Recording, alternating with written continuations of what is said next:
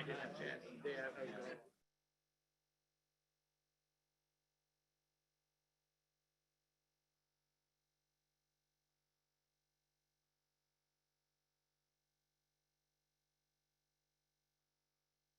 That time?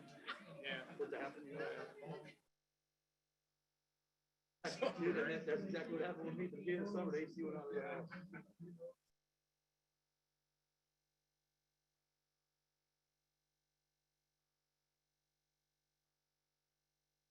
Yeah,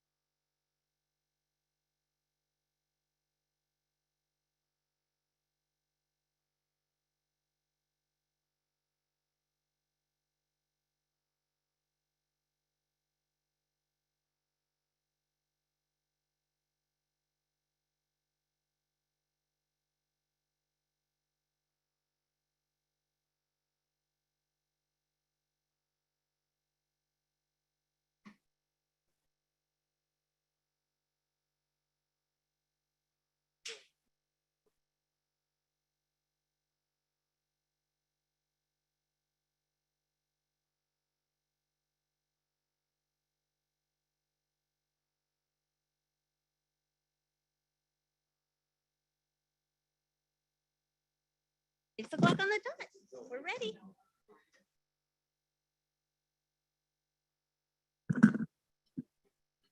Hi, Mayor. I show 6 o'clock. All right, everybody. We are going to get started and call to order the Selma City Council regular meeting as the clock tolls 6 o'clock exactly, August 2nd, 2021. We're at the Selma City Council chambers at 1710 Tucker Street in Selma. The teleconference phone number is 1301-715-8592. The ID is 816-8282-7338, and the password is 93662. On March 17, 2020, Governor Newsom issued Executive Order N-2920, which allows a local legislative body to hold public meetings via teleconferencing and to make public meetings accessible telephonically or otherwise electronically to all members of the public seeking to observe and to address the local legislative body. Pursuant to this executive order, please be advised that Summerall City Council may participate in the meetings via teleconference when on the phone. If you wish to address council during the public comment portion of the agenda, press *9 to raise hand, and we will select you from the meeting queue. Press *6 to unmute and mute yourself. Our invocation tonight will be led by Pastor Joe from the Iglesia Antioquia, who's filling in for Pastor Franco Atkinson.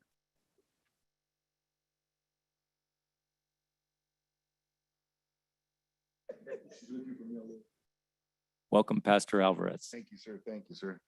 Thank you, Mayor, City Council, City Manager, and City Lawyer. Let's pray. Heavenly Father, in the name of Jesus Christ, we love you with all our hearts, Heavenly Father. And we thank you that we get to do your works, Heavenly Father.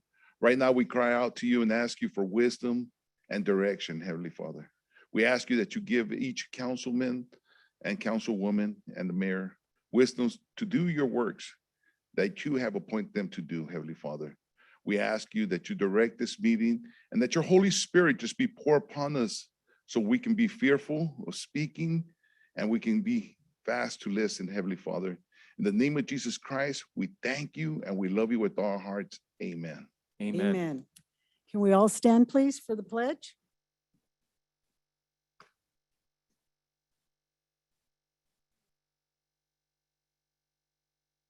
Of the United States of America. Republic for which stands one nation under God, indivisible.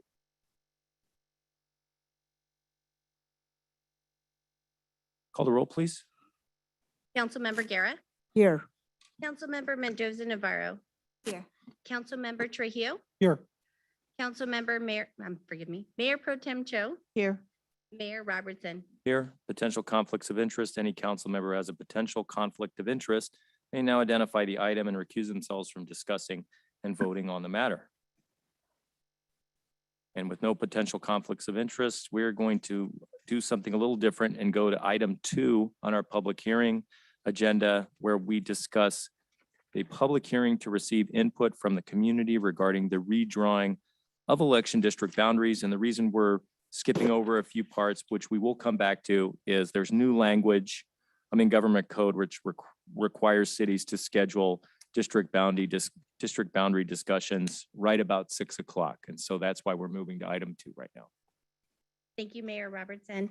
As you stated, election code 21607.1 states, if a public hearing is consolidated with a regular or special meeting that council includes other items, the public hearing shall begin at the fixed time, regardless of its order on the agenda. So this is new information that the legislator added this provision so that the public would not have to sit and wait for hours on a redistricting item.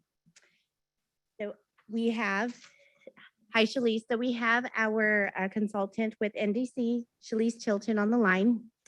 And before I hand it off to her, and she will present the PowerPoint presentation that has been included in your agenda packet. As a reminder, the purpose of the redistricting is state law states that every 10 years, cities that have a bi-district election system must use the new census data to review and, if needed, redraw district lines to reflect how local population has changed. As a reminder, the city adopted its current district boundaries on December 2nd, 2019, and that was all based on the 2010 census data. So now that we've received, or as we are receiving the new 2020 census data, we're looking forward to participating in the redistricting process.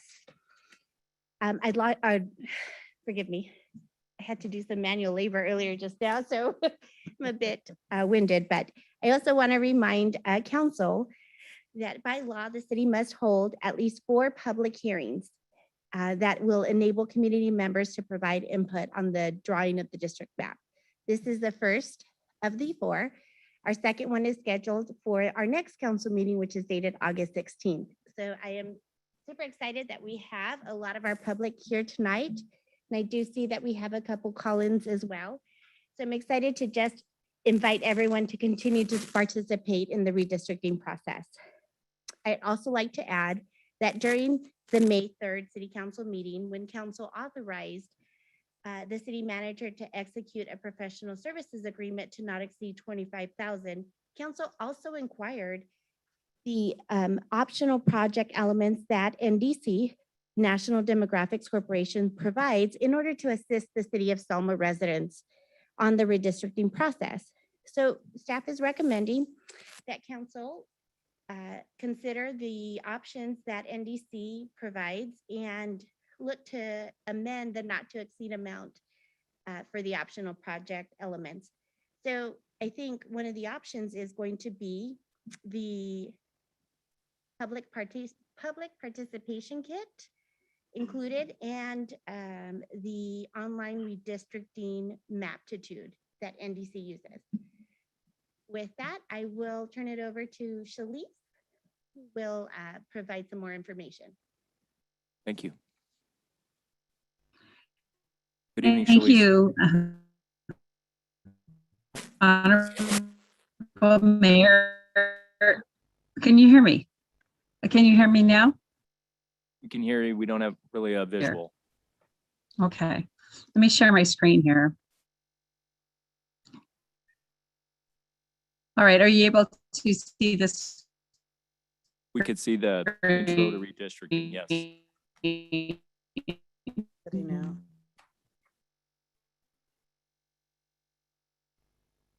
Okay, great. So let's get through this. I'm sorry about that. It's good to be back here. As Rowena said, in 2019, the council adopted a bi-district system. At the time, we realized that we would be going through this process again a year later, or 2 years later. when the official census data came out. And so that is why we are here tonight. Are you able to hear me okay? Yes. Okay, good. So as Raina mentioned, this process is different than what the city went through in 2019, and it's different for a couple of reasons. One, this is redistricting, so we already have the districts established. Now we're just making sure that the districts have equal population in each of the districts based on the 2020 census. The other thing that is different, in January of 2020, so the city of Selma was just under the wire, the law changed.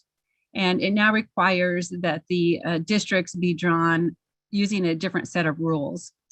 And part of those rules are this process that requires a total of 4 public hearings. It requires extensive public outreach. It requires a website that has certain information on it, and that website be retained for 10 years. And so there's a much more burden on your city clerk this time, but fortunately, she was on top of it last time, and it should go well. The difficulty we have this year, as you know, the census has been delayed. Can't hear you. So normally we would have received our information late March, and we'd be ready to go. Are you able to hear me now? I'm going to move to a closer location to see if I can get better Wi-Fi. Can you tell me if you're hearing me okay? Hearing you fine right now. Okay. All right. Give me my apologies. I'm working remotely, so trying to get to a better location here.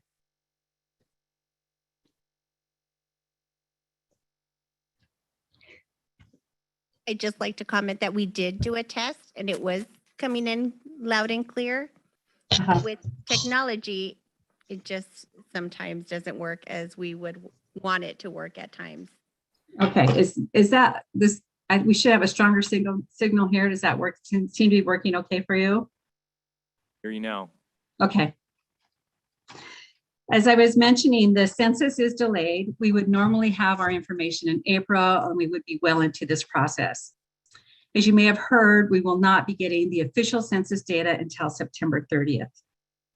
Fortunately, on August 16th, we'll get the raw data that the state can start using. When I say the state can start using, what needs to happen is the state of California will take the federal census data, will zero out all of the state prisons, and reassign all those prisoners to their last known home address. The state believes that could take up to 6 weeks. Once they release that data, then there's a mandatory waiting period before the city or the city's consultant can release draft maps. So there's going to be a period of time where our hands are tied, where we won't be able to do much. So up until, as Raina mentioned, this meeting, your next meeting, we'll be presenting the process. We'll be trying to get input from the public on the existing map, what works, what doesn't work with the existing map, what are the neighborhoods of interest that we need to keep in mind when we're drawing the maps, and certain neighborhoods that should be kept together for their fair and equitable representation, and certain neighborhoods that maybe would be better off in different districts. Once we get past the new year, then we'll start looking at draft maps. We'll have your first hearing on February 7th and your second hearing on March 21st. The adoption date for the city is April 17th. The federal laws haven't changed. Each of the 4 districts must have equal population.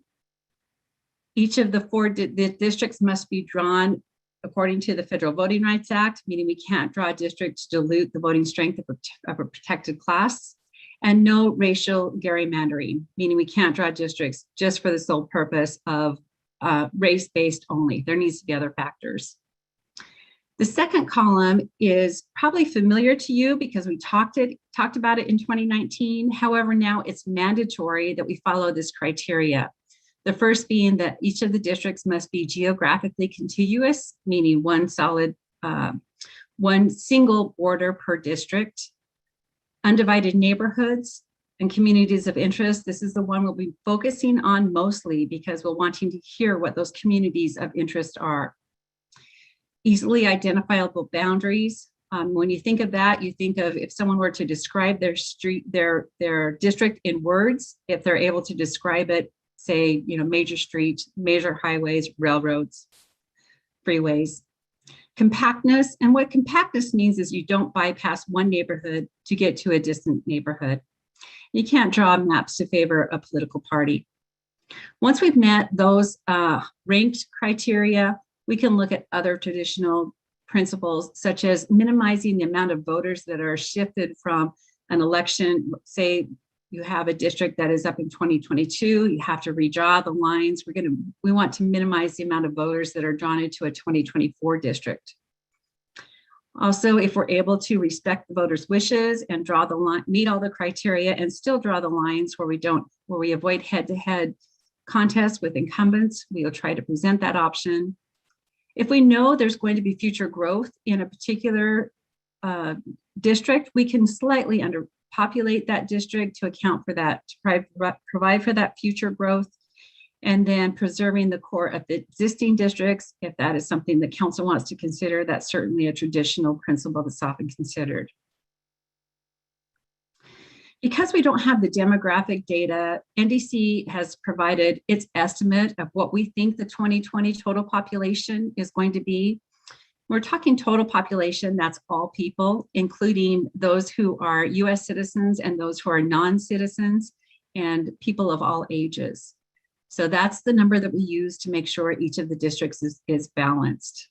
We think there's been growth of not significant growth, but probably about 600 people, just a little bit less than 600 people from the 2010 data that we had to use last time in 2019 when you created your districts. So as you can see, using that data, we are out of balance. So the ideal for each of the districts is, we believe, going to be 6,075. So you can see we're under in District 1, we're over in District 2, over in District 3, and under in District 4, for a total deviation of 25.47. What that number represents is the difference between the least populated district, which in this case would be District 4, and the greatest populated district, which in this case would be District 2. That number comes up to 25.47. It's presumptively constitutional to have a deviation of no greater than 10%. So there will need to be some balancing or some changing of the existing districts if our estimates hold true. Now, keep in mind, these are estimates. And one thing we know about estimates is they are always wrong. And with such a small population, it only takes being off just a little bit for these percentages to get a little bit closer. So we'll see when the official data comes out how close we are, but we did want to provide estimated population so that folks can start to consider drawing the boundaries. When we look at citizen voting age population, those are folks that are 18 years of age and eligible to vote. In the city of Selma, typically you look at their protected class, and the greatest protected class in the city of Selma is your Latinx community, your Hispanic/Latinos. And you can see that each of the districts has a very strong presence of that particular protected class, with your highest being at 80%. Your overall city is 75%. So there's not an issue at all at getting, in fact, all of your districts have a majority of your Latinx citizen voting age population. That's reflected in this map, showing that your Latino eligible voters are concentrated everywhere throughout the city. We see, maybe on the east edge, there's not as high concentration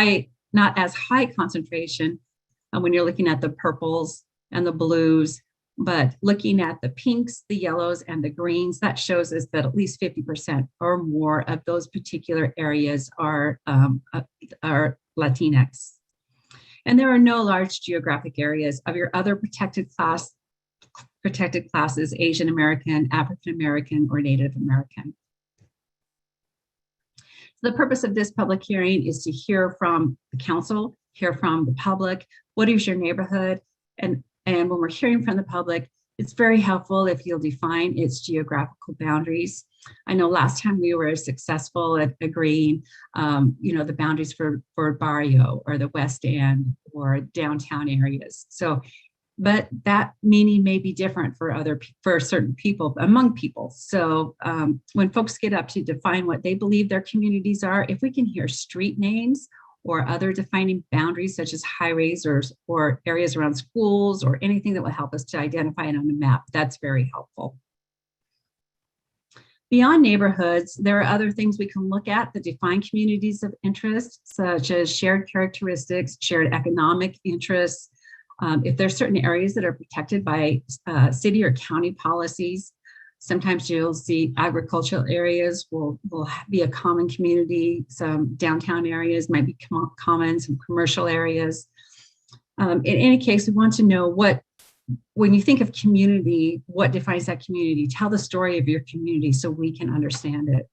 And then does that community, would it benefit from being in a single district for purposes of effective and fair representation, or could it have multiple representatives?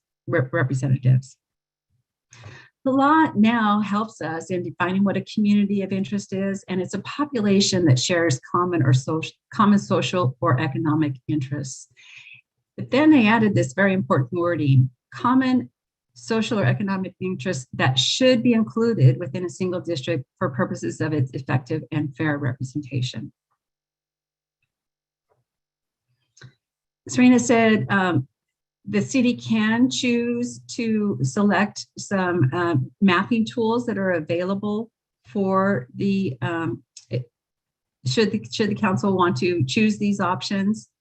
Last time, we didn't have the mapping tools. As you recall, it was on a very compressed timeline. Not to say this isn't a similarly compressed timeline, but just know that there are mapping tools that are available should the council decide to purchase these tools. So that there is the very robust Caliper Maptitude online for redistricting. That's similar to the tool that we use as demographers. There's a public version available, and it's only offered through NDC for the public to actually use those very powerful tools to draw their maps. New this year is District R. That's a mapping tool that is it's a simplified tool. You can just use a paintbrush and draw maps using the paintbrush. And then also available is a paper kit tool that has just a paper version of the city with population numbers. So someone, if they don't want to use the computer, not comfortable with the computer, then they could choose to use those tools. And then also there's the paper kit with an Excel-based mapping tool.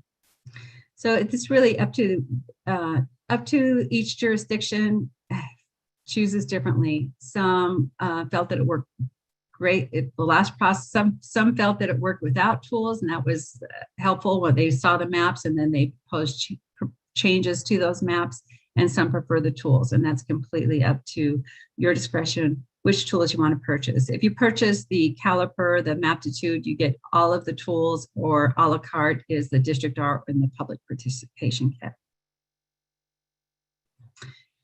So at this point, we want to, of course, after I can answer questions, then you want to open the public hearing, and we want the public to focus on what is your neighborhood, what are the boundaries, what are notable areas in the city, and what are their boundaries. And then I'm happy to answer any questions about the process or the mapping tools.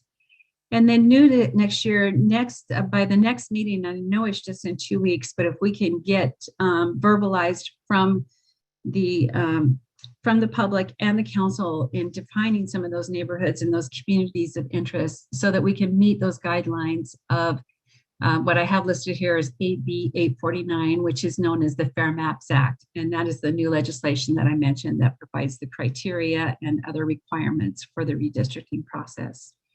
And this concludes my presentation, and I am happy to answer any questions. Thank you, Shalice. So with that, we'll bring it back to council before we open the public hearing. Does council have any questions for Shalice at this time? Okay. With that, we will open the public hearing for community input. please come on up. Tell us what you want to see out of the districts for the coming election cycle. Would anyone like to come up and be heard?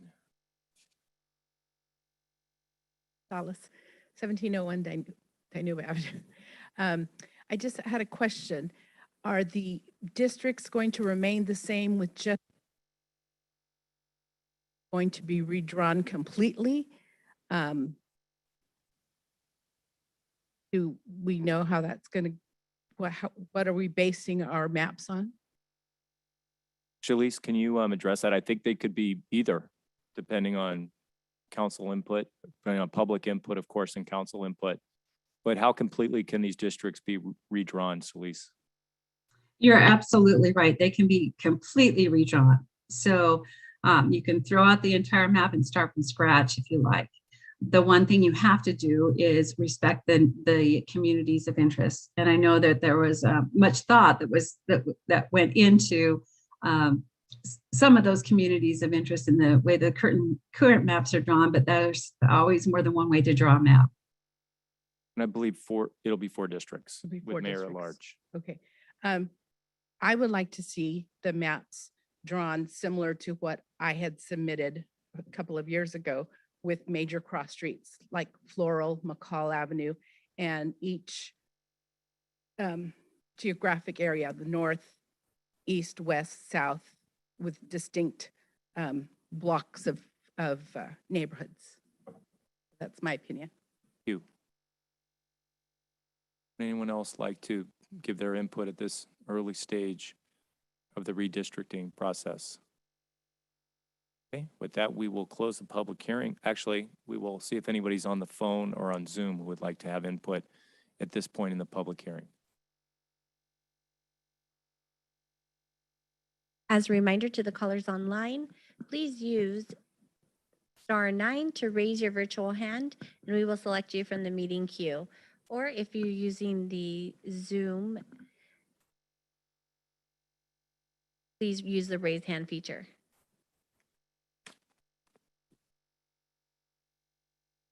Mayor Robertson, at this time, I see no hands raised. Okay, with that, we'll close the public hearing. Okay. And it's, excuse me. Name is Robert Serrano.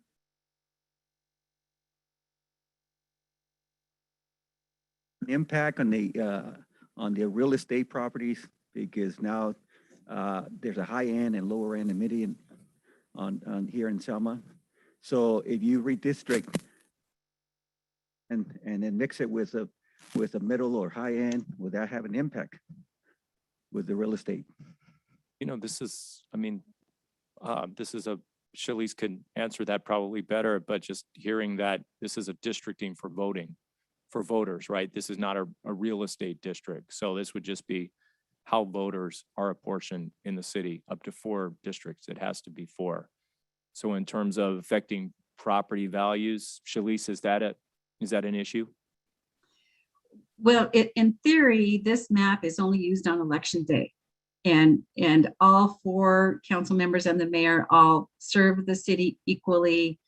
And the stigma of what number your district is or who you're combined with should all go away after the election day and then revisited the next election day, and everyone serves everyone. But there's certainly some thought often that's given to property values or income, levels of income that define a community. And does it make sense to try to keep perhaps those that make over 75K in one district and put the others in another district? That's sometimes a consideration, but typically it would not have any bearing on your real estate value. And a related point would be you wouldn't group necessarily your districts by real estate value by saying, hey, you know, this is cost per acre in this section, this is cost per acre.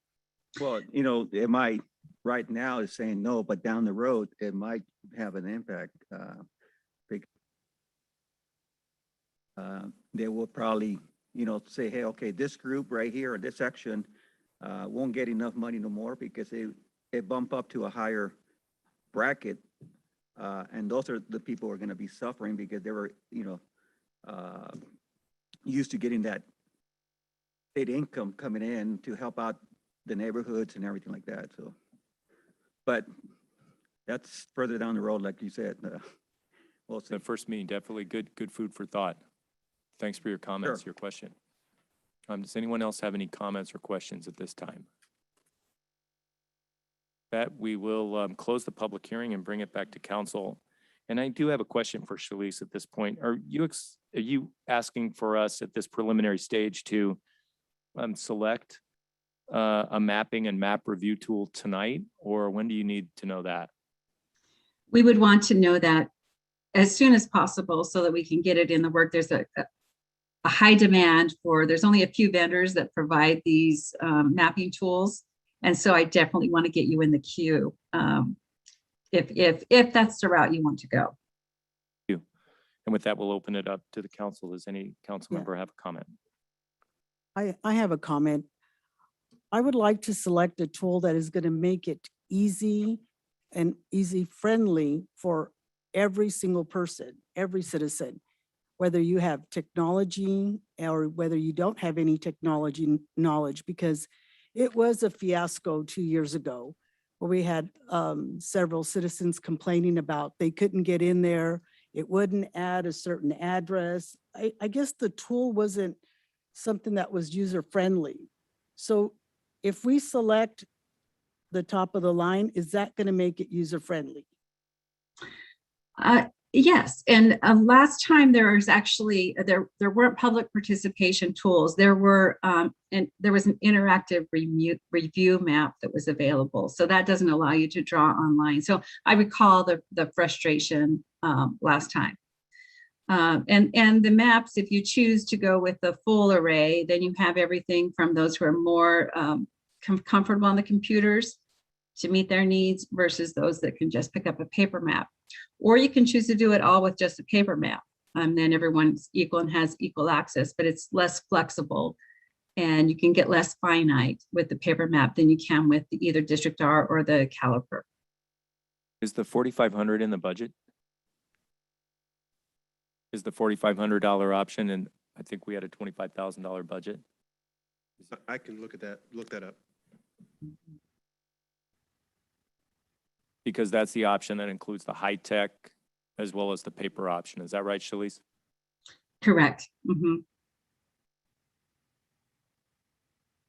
I believe we budgeted for some room for flexibility for these tools. So we could fit the one that incorporates both a computer-based approach as well as the paper-based approach. Because I think we just had kind of the paper-based approach the last time, and it was really difficult. You had to We count up didn't the have votes. we didn't have any additional tools last time. It So- made it really hard. Yeah, so as Shalice was mentioning, during the last process, what city council did choose to just move forward and provide whatever, no tools and move forward with the options available, but we were on a fine timeline to move forward on the process. That interactive review map, that comes with this too, because I know I get calls all the time from folks who want to know who's my representative in my Oh, district. absolutely, and that interactive map is still on our website as of today, absolutely. All the And that time. was included in the price that was given to us during the last time. We budgeted $21,000. And that includes the 4,500. We just paid a flat amount of $21,000 in. And if we went with the 4,500, would that be included in the 21.5, or would that be over that budget? It'd be over. Isaac, you said 21 or 21.5? 21.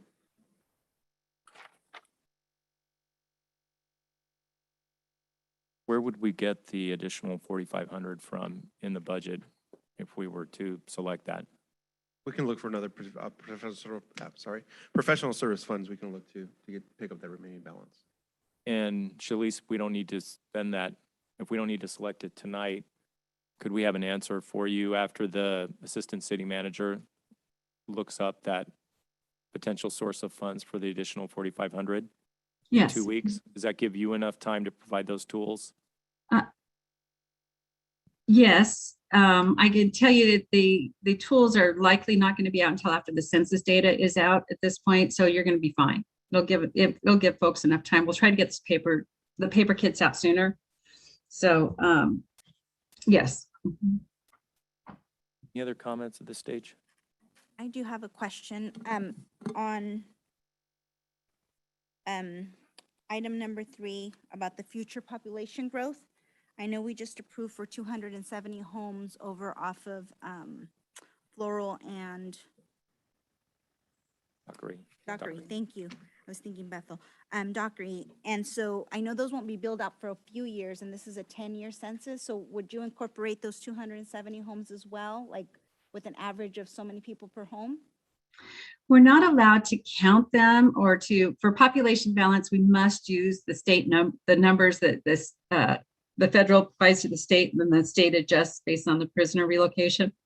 So, but what you can do is to slightly underpopulate that area, just slightly within that, 10% deviation. So slightly underpopulate it, and that way it will self-adjust in a couple of years when those homes are built out. But you're limited. It's not, you can't, we can't estimate future where the law says we must use the numbers provided by the California statewide database. And the date that you said this information would be available, I know there was a September 30th date, but you said that there was another date that was available for California. What was that date? Yes, let me share my screen again real quick. Sorry, I missed it. So on August 16th, the federal census is going to release some raw data. It's called legacy format data, but we can use that. The California statewide database. That's the body that adjusts the Federal Census Bureau numbers to reassign the prisoners to their home addresses. They can use that legacy format data that we'll get on August 16th. Okay. And then they'll take 6 weeks, up to 6 weeks to do that. And then there's a 3-week waiting period before we can release maps. So that puts us into October, maybe early November. And when you did your projected numbers, Shalice, you factored in a factor for prisoners who will be assigned to Selma, who are in state institutions right now, covered under those, counted in those cities. Actually, we did not include prisoner numbers in our estimate. Our estimates were based on the growth that was identified in what is called the American Community Survey, which is a survey that's sent out by the Census Bureau. Have a Census Bureau presentation tonight, so we'll get to that. Oh, okay, good. Okay, great. Does anyone have any additional comments at this point? Okay, with that, this is not an action item. It's a review item. And with that, we will move on from this item and go back to this point in the meeting where we kind of veered off and skipped some steps and go to oral communications. At this time, any member of the public may address the city council regarding any item on the special meeting agenda over which the council has jurisdiction. No action or discussion will be taken on any item raised during oral communications. Issues raised will be referred to the city manager for review. Members of the public will be asked to limit their remarks to 3 minutes. Does anyone have any comments tonight on anything not on the agenda they would like to make at this time? City clerk, do we have anybody on the phone or on Zoom who would like to weigh in on oral communications? A reminder to the callers on the line, please use *9 to raise your virtual hand, or if using Zoom, please use the virtual hand option, and we will call you from the meeting queue.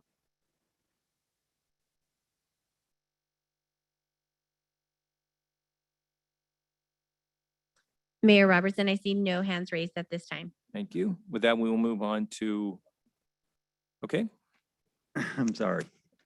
I was just waiting for somebody to get in there. Robert Cervantes again. Are they on? All right.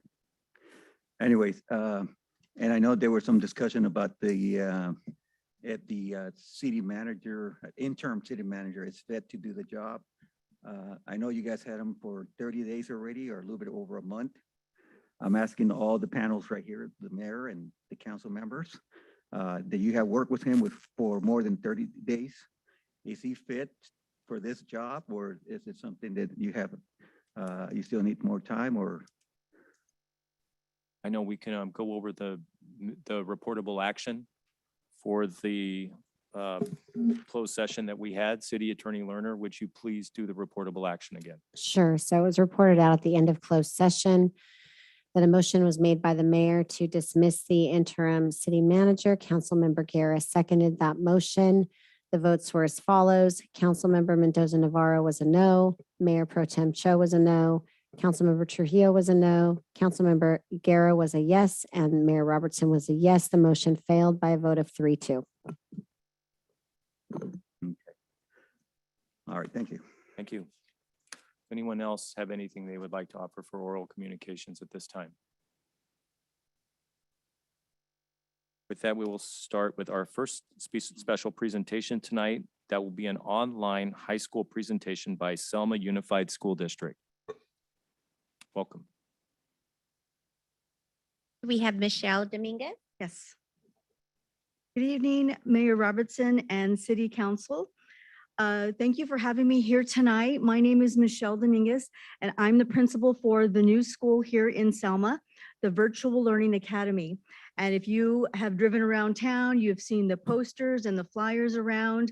At first, we were going to have the Virtual Academy, and we were going to serve 1st through 6th grade.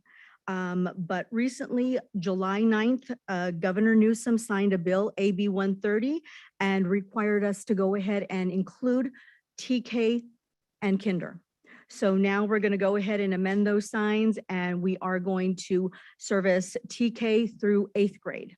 And the reason why we're going to do 8th grade is because we are getting a lot of parents who are calling and wanting the 7th and 8th grade. So we're going to go ahead and include those into our Virtual Learning Academy.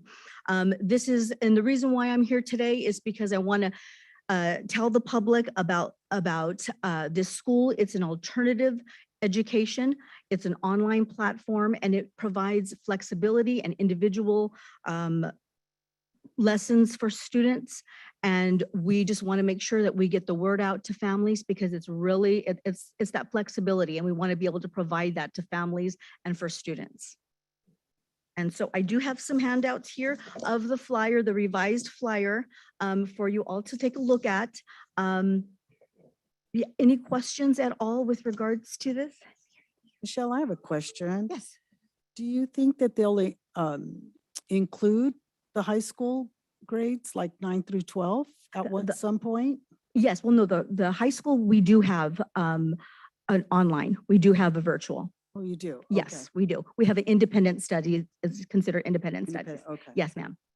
And will it start at the same time that the in-person learning starts? Yes, it will start at the beginning of the year, and it will mimic a lot of because research has shown that if you simulate classroom procedures, students learn. They do much better online when the teacher and the platform that is being provided simulates the inside of the classroom.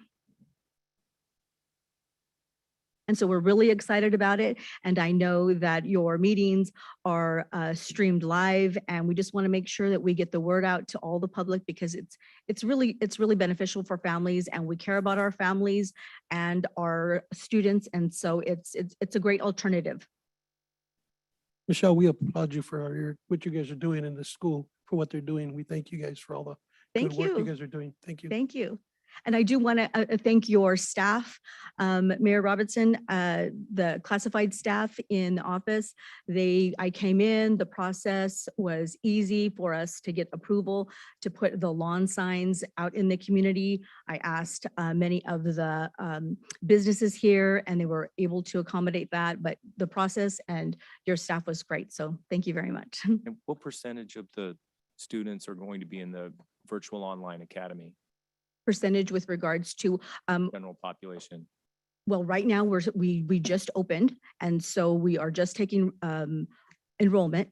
And right now we have 47 kids and we've only been open for a couple of weeks, taking enrollment. Can the kids get in one and then go to the other midstream? Or if you're in one, are you locked in for the semester? No, absolutely. Parents have the choice.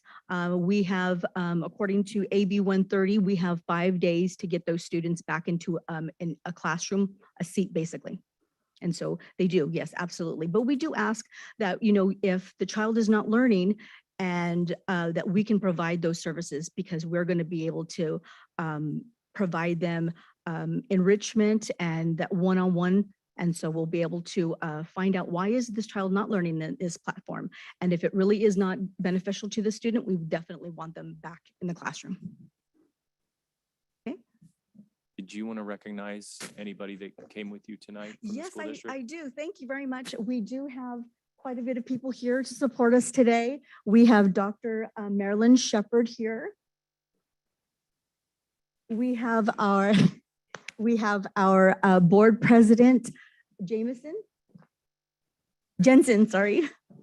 We have our high school principal here, Dr. Leslie Martinez. We have Alicia Gonzalez. She's the principal for Wilson. And we have Michelle Salcido. She's the principal for Eric White. So, yeah. Let's give them, everybody a round of applause. Thank you very much. I want to make sure you recognize our other board member, Rosemary Elenise. Yes. Thank you.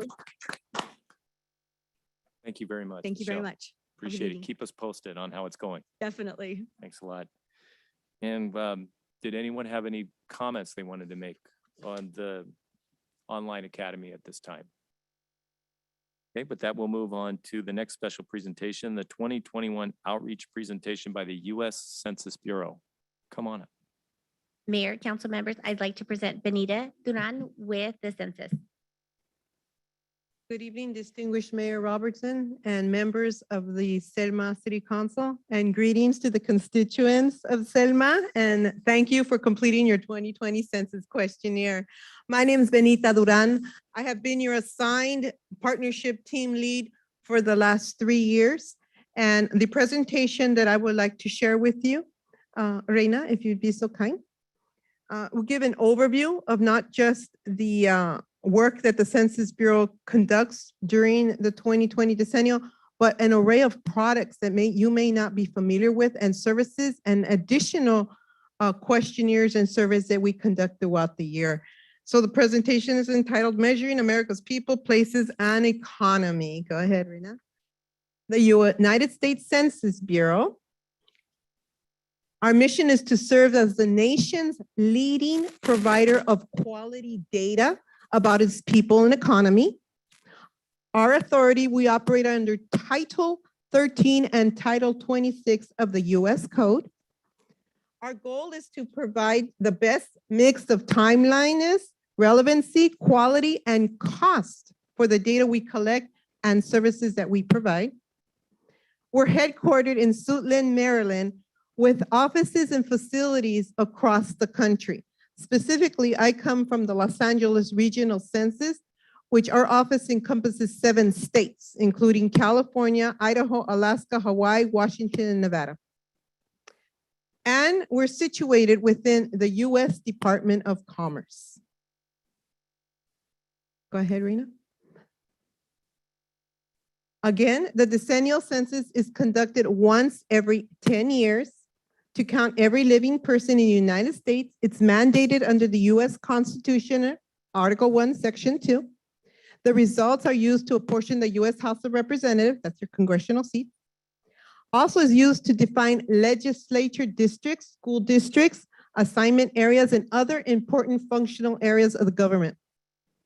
It helps inform on how over $675 billion in federal funding is distributed annually. Go ahead, Reina. Census results for the state of California. There has been significant growth. Our first results were released on April 26th of this year. indicated that in the state of California, we have at last census count, 331,449,281 residents for the entire state. Go ahead, click.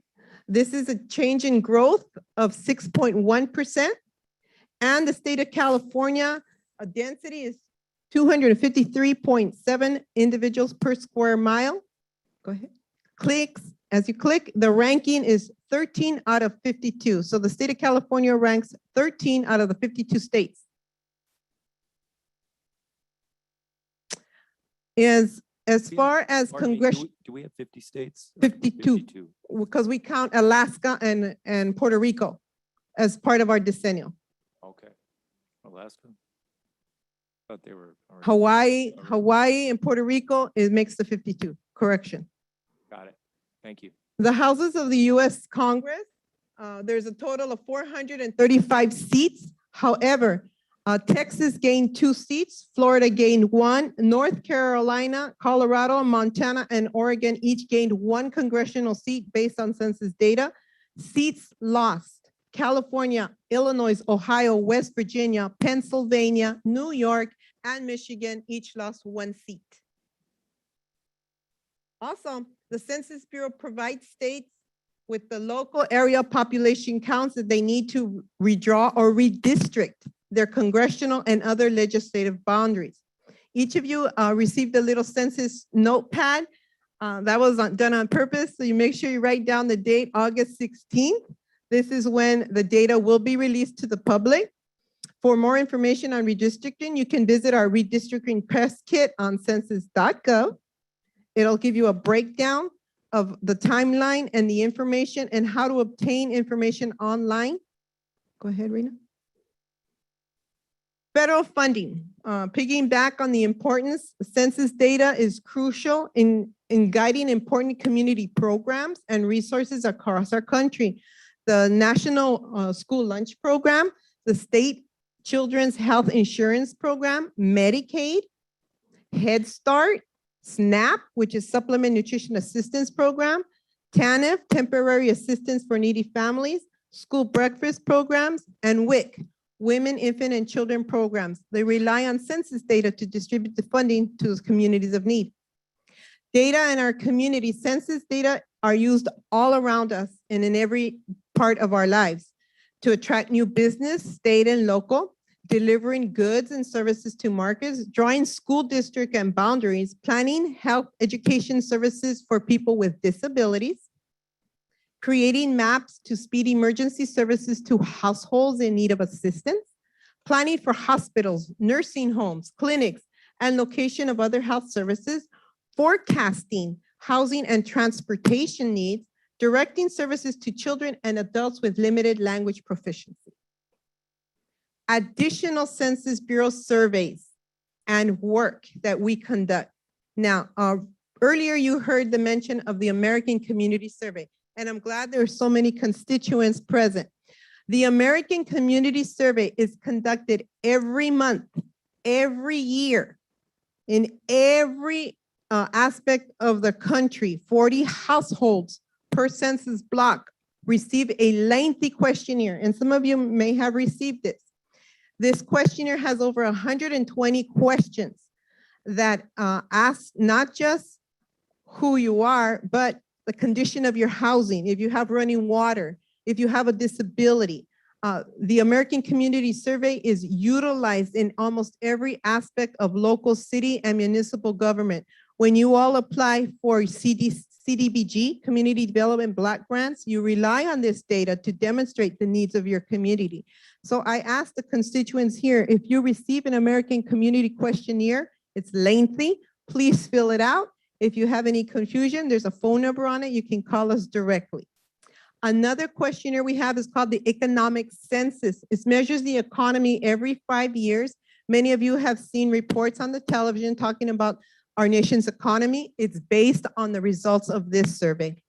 Also, our population estimate program deals with the change in birth. Again, many of our programs and clinics and schools rely on this information. Our American Housing Survey We do this in partnership with HUD. It provides critical information regarding housing size, availability. Many of you have seen reports in your local news and national news regarding the high cost of housing, limited housing, and also the challenges that our people are facing. So these data information is very important for our local leaders as they make decisions pertaining to housing developments. The Household Pulse Survey studies how COVID-19 impacts households across the United States from a social and economic perspective. And the results of this data that's collected is made available. Go ahead, click on the next one, Reina. Our Statistics in Schools program, since the Selma Unified is here. Their Statistics in Schools program is an additional resources that teachers can use in their classroom. It does not replace curriculum, but can enhance with free materials, taking advantage of the opportunities that children can learn how census data can be utilized in their everyday life. We have courses of social studies, math, literature, and science. Go ahead, Reina. And it's free. Measuring America's Peakable Places and Economy. Go ahead, Reina. Additional online resources at census.gov, Quick Facts, Census Academy, AskCensus.gov, COVID-19.census.gov. All these resources are available and free. There is no charge. Go ahead. We've had our Data Summit series. One that's coming up, which is very important, is August 10th, Census Bureau data for migrant workers. Since City of Selma relies on their agricultural migrant workers for many of their products, it is crucial for you to participate and listen to the presentation. I will send an invitation out tomorrow afternoon to make sure that you're aware of these summits, and the past summits are recorded and available to watch as many times as you like. Go ahead, Reina. Data Dissemination and Training Branch, another important name to jot down in your little census notepad. As I am transitioning out of the Bureau, Luz Castillo will be your assigned Data Dissemination Specialist. You might ask, what would I need Luz for? Well, say, Mayor Robertson, say you ask your city manager, I need some demographics and social economic data in the last 2 years regarding my constituents here. I want to see what's their poverty level, health level. Well, your city manager can contact Luz Castillo and ask for that data to be retrieved at no cost. Go ahead, Rena. Also, our data dissemination specialists can provide training to your staff. Their mission is to educate and train the public so you can all easily access our data. Services are offered in large and small groups. Your chambers can also participate, schools, governments, and each region has their own DDS, Data Dissemination Specialist assigned, and yours is Luz Castillo. Please stay connected with us. Remember, it's not just every 10 years. Sign up for our email updates at census.gov. Reach out to your data dissemination specialist or connect with our Los Angeles Regional Census Center at the information above. Okay, any questions, anything specific? A quick question. Yes.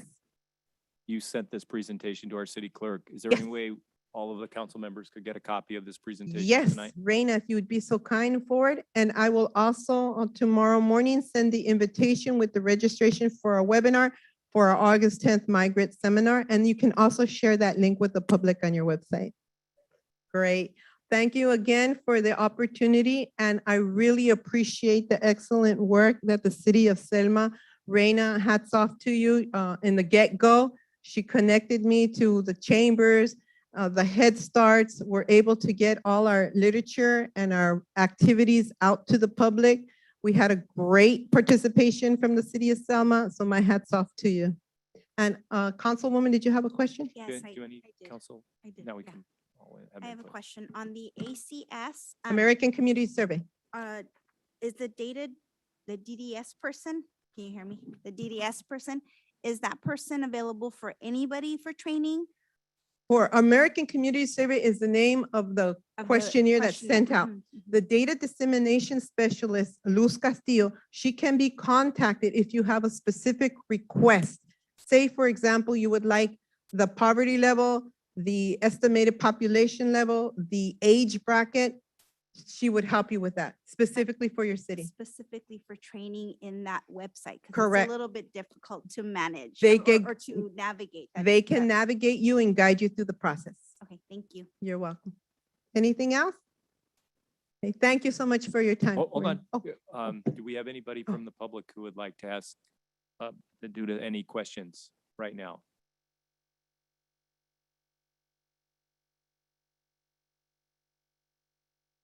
A little over 25,000, right? Under- You want to stand up, sir? And The question, what was the population here in Selma? You said a little bit, about 24,000. When you're driving south, it says 24,300. When you're driving when you're driving north, excuse me. When you're driving south, it says 25,000. So there's more people living on the south side than on the north side? the signage issue, I think. Mr. Public Works Director, is that a signage issue or what is that? Okay. All right. All right, just want to clear that out, because every Thank time you. I drove by and going north, it's 24,000, going south is 25,000. So I said, whoa. It's physics. I do have a question for the census, lady, Ms. Duran. It seems like the collection tools are much more sophisticated these days than they've ever been. Why do we have to have a census every 10 years? Why can't we do it and do it less obtrusively on a more frequent basis, given how important it is to resource allocation? Are we going to modernize that a little more? The decennial census is mandated in the Constitution, Article 1, Section 2. U.S. Congress is the only authority that can edit, mandate, or revise the requirement of counting every 10 years. If your member of Congress introduces a piece of legislation to modify or a mandate to change the decennial, it's a legislative process. It would go through committee, a hearing, then to the Senate. The Senate would then go to committee hearing, and then ultimately would need to go to the president to be signed. Great, thank you. And is the technology there to increase the frequency of censuses? Actually, our technology is the most up-to-date. Also, it is protected from hacking. We also have other decennial questionnaires, such as American Community Survey, the Financial Rental Housing Survey, all the other data tools that are put in place to assist cities and communities have a better understanding regarding the social economic demographics of their area. And again, Luz Castillo is readily available. I will forward the information to Reina to share with all of you if you ever need of her assistance. Thank you very much. A follow-up Go to, ahead. Mayor's comment is that ACS, American Community Community- survey. that you said is updated every year? It's or every- conducted every year, every month, 40 household per block, per census block. So across the nation, we have census field representatives who come out to the household when the respondent does not reply. And the respondent will get a very lengthy questionnaire with a letter, gives them also a guide. They can fill it out by hand, or they can go online, or they can call in to complete that. And so the difference is because you're getting more real-time information. More real-time, versus- and it is very detailed. It asks specific questions regarding quality of housing, quality of life issues, disabilities, impairments. This gives a better understanding about the health of your constituency. I use that tool very often because I do affirmative fair marketing plans. And so that's why I was saying it's very hard to manage. It's very hard to find, but it has tons of tables Correct. in it. And so it does have a lot of data in there. So it is great information. So it's just hard to navigate. Does it give Thank you. information about the size though, about census population, like total size? Estimations, yes. The American Census, the monthly one American Community Survey gives us a snapshot, correct? of the population? Yes, Benita, I have Yes. a question. yes. You mentioned that in the state of California, we increased a population by 6%. Mhm. Does that have something to do with the 5 prisons that were closed last year? The prisons of closing, we count everyone, whether incarcerated or not. So I don't believe that has anything to do with it because we count everyone. Whoever, whether incarcerated, whether they're in a institution or a nursing home. Mhm. Yeah. Okay, thank you. Do we have anyone on the line who would like to ask Benita a question?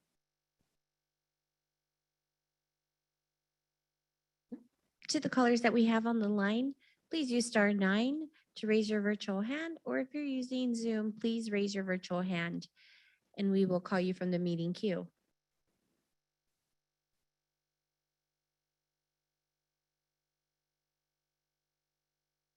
Stand up, sir. You're gonna ask questions, stand up. Mayor so we Robertson, can at all this hear time, you. we have no callers on the line with their hand raised. I was asking the lady that how many in numbers in the state of California, people have left California, did they have a number on that?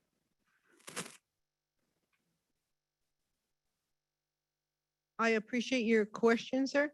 I would need to retrieve data and give me time for that, and I can email the response directly to Reina. And we can put it on our website. Great. All right, Thank thank you. And with that, we will move on to our consent calendar. All items listed under consent calendar are considered routine.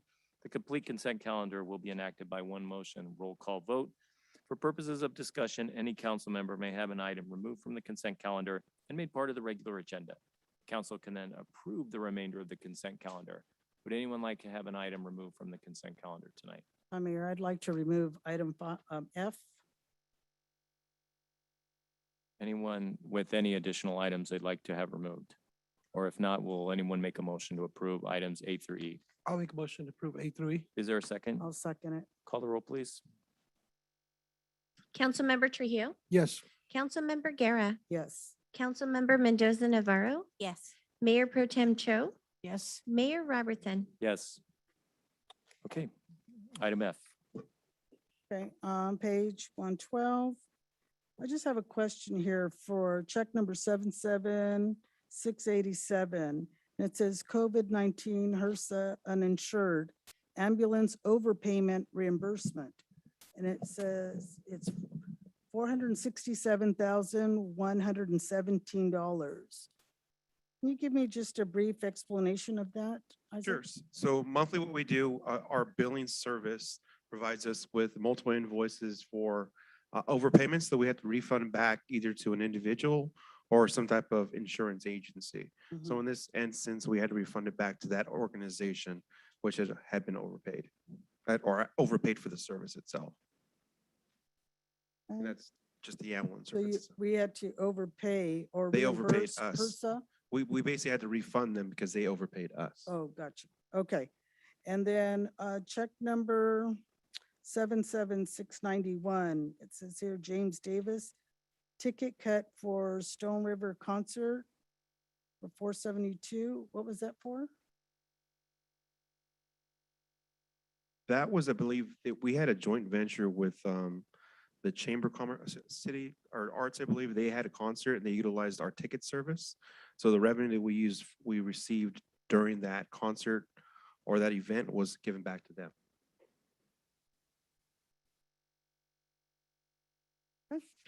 That's it for me. Okay, I have a question, page 112, item 77683. Cook's Communication 2021 Charger upfitting, 15,657. I've been seeing that Charger on the road. Who's assigned that vehicle? That vehicle currently is going to be assigned to the SRO for a temporary basis. Which SRO? The one that's going to be determined shortly. Okay, and a future agenda item tonight? That's correct. Well, the staff member has not been identified, but yes, the agreement is on the agenda for tonight. Thank you. And then next page 113, item 77745, SNS Investment Club, utility golf cart batteries. What's that all about? One of our golf carts was sitting for a amount of time and the batteries died. We had to replace them. Okay, is there a motion to approve item F? I have a question. Okay. And I think, I'm not sure if Councilmember Guerra meant check number 77688 SJVRMA. It says 2021 to 2022 first quarter deposit for the 467,117. Is that the same thing as the one, as the explanation above about the COVID? No, no, no. The one above was an reimbursement. That is our RMA. That's our insurance quarterly payment. Insurance. Okay, got it. Thank you. And does that insurance cover wrongful termination and retaliation in employment practices? I'd have to look into that agreement to verify that. But that might be one of the coverages that the city's paying for. I'd have to research that, but I can get back to you on that. Steve. Okay, thank you. Is there a motion to approve item F? I'll make a motion to approve item Is there a F. second? I'll second it. Call the roll, please. Councilmember Guerra, Yes. Mayor Pro Tem Cho, Yes. Councilmember Mendoza Navarro, Yes. Councilmember Trujillo, Yes. Mayor Robertson, Yes. And with that, we'll move on to our second public hearing item tonight. That's consideration of a resolution confirming report from the Code Enforcement Division on delinquent parcels for administrative citations to the 2021-2022 Fresno County tax roll. Report, please. Thank you, Mayor, council members. This item you have before you, as well as some other items, are consistent with what we do annually to file for the Fresno County tax roll. So this item itself is for code enforcement violations, basically administrative citations. Let's say parking on the lawns, things of that nature. The property owners or the individuals are given those citations, you give it a period of time to pay for them. If they do not, we add them to the property owner's tax roll for collections. So we'll be submitting multiple items this year, and you see the list within your documents of who will be receiving that charge. Is there any questions? Thank you. With that, it's public hearing. We'll first refer it to the council to see if there are any questions for the assistant city manager before we open it up to the public. Does anyone have any questions on council for the assistant city manager at this time? I have a question. What type of nuisance? It could be a variety of nuisances. Any manner in which you can get an administrative citation. Again, code enforcement for parking on the lawns, maybe having trash in your front yard that's not being cleaned up, maintenance issues they're having assessed. So it's a pretty wide range in that sense. It could be nuisance violations. Just a formal question, and I don't mean to jump ahead, but what's the difference between this agenda item and the next agenda item? So they are similar. One is just how I file. They have two different tax codes. That's so I take two different resolutions for Are them. they two different type of sites? Well, an one's admin and- administrative citations. The other one is actually us going out and doing a property cleanup or board up, hiring a vendor in some sense to actually do that. All right, with that, we'll open the public hearing to this item tonight. Would anyone from the public like to have any input on this item or ask any questions regarding this resolution confirming the report from the Code Enforcement Division?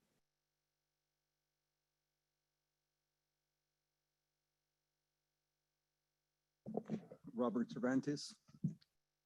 What's the percentage do you think that brings you to this point to start fine people with nuisance of garbage and stuff like that? There's the biggest percentage that make you come to this decision to make that? Well, the decision on what's transpiring here is individuals that have not paid those citations. That's why they're going to this process. But So what's the percentage of that? I can't answer that. I don't have that information with me. I'm sorry. And then the other one would be, now would that be enforced? If they pass this, if they're gonna enforce, they're gonna be additional enforcements on top of what you're saying, or? Well, depending on the violation, you have the administrative process, right? Well, the administrative process can ramp up in fines, but it doesn't eliminate the issue. The issue still has to be addressed. And what's the time frame to address one issue until then it takes? If different violations have different stipulations as far as what that time frame looks like. So each one is in particular, you have to look at it. It could be from a 10 days noticing period to a couple of days. It all depends on what the issue is. What is considered a hazard or any health issues that you have to take immediately action on it? So those wouldn't be administrative violations. Those would be some type of health and safety code And again, depending on the violation, you could have multiple departments involved. It could be safety, it could be PD, it could be fire. That those different violations create, again, a different schedule in a sense. Some you can take immediate action, some you just give a noticing process and work through the actual step system. So it's not one size fits all. It depends on what's inspiring. And then how are you gonna carry this? Do you have to get like neighbors calling you guys, or you guys are gonna do this randomly pass in inspect? the, Administrative citations, again, with code enforcement, especially with the issuance of now having 2 code enforcement officers, we do both ways. We do proactive and we do reactive. So before we've been a lot more reactive, but we are proactive in the sense that code enforcement goes out and looks for those violations. So they have their own you're sections. randomly of town. going out, driving out and looking for these violations. We do. Okay. Are you aware of the penal code for the city of Selma that either you have to have either one, somebody will call you, or, you know, a report made, or, you know, because you can't just walk to a property and start taking pictures. Then you'll be in violation of a penal code here in Selma. We can't go on the property, but we can notice an individual of a violation. But again, there's different stipulations. If it's a health and safety matter, there's Mhm. different actions for different violations. I just don't want the city, you know, doing something that is good, but then in the same token, you know, you're gonna have, you know, throwing out of court or something, or going to court and say, hey, this Thank code you, Mr. enforcement Cervantes. violated my penal code. Appreciate your Thank you. input. Thank you. Anyone else have anything they'd like to say at this point? City Clerk, do we have anyone on the line? I did see we had a caller with their hand raised.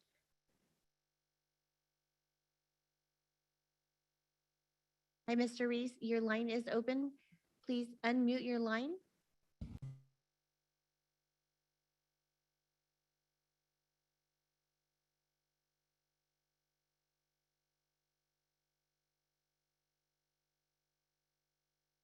Hi, Mr. Reese, can you hear me? Your line is open. Please use *6 to unmute your line, or if using the Zoom, please use, please touch the microphone icon to unmute your line.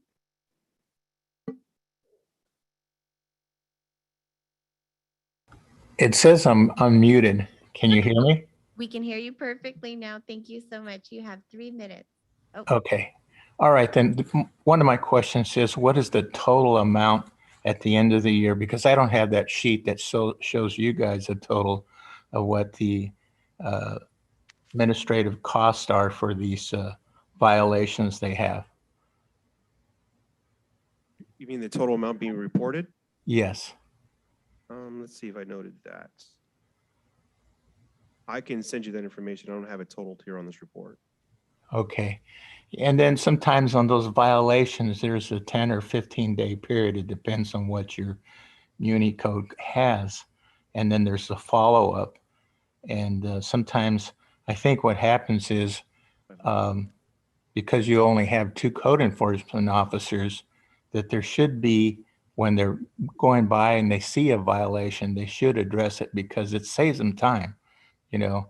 And later on, you may get a call from a party, but at the same time, they're doing their job as far as going out there and trying to.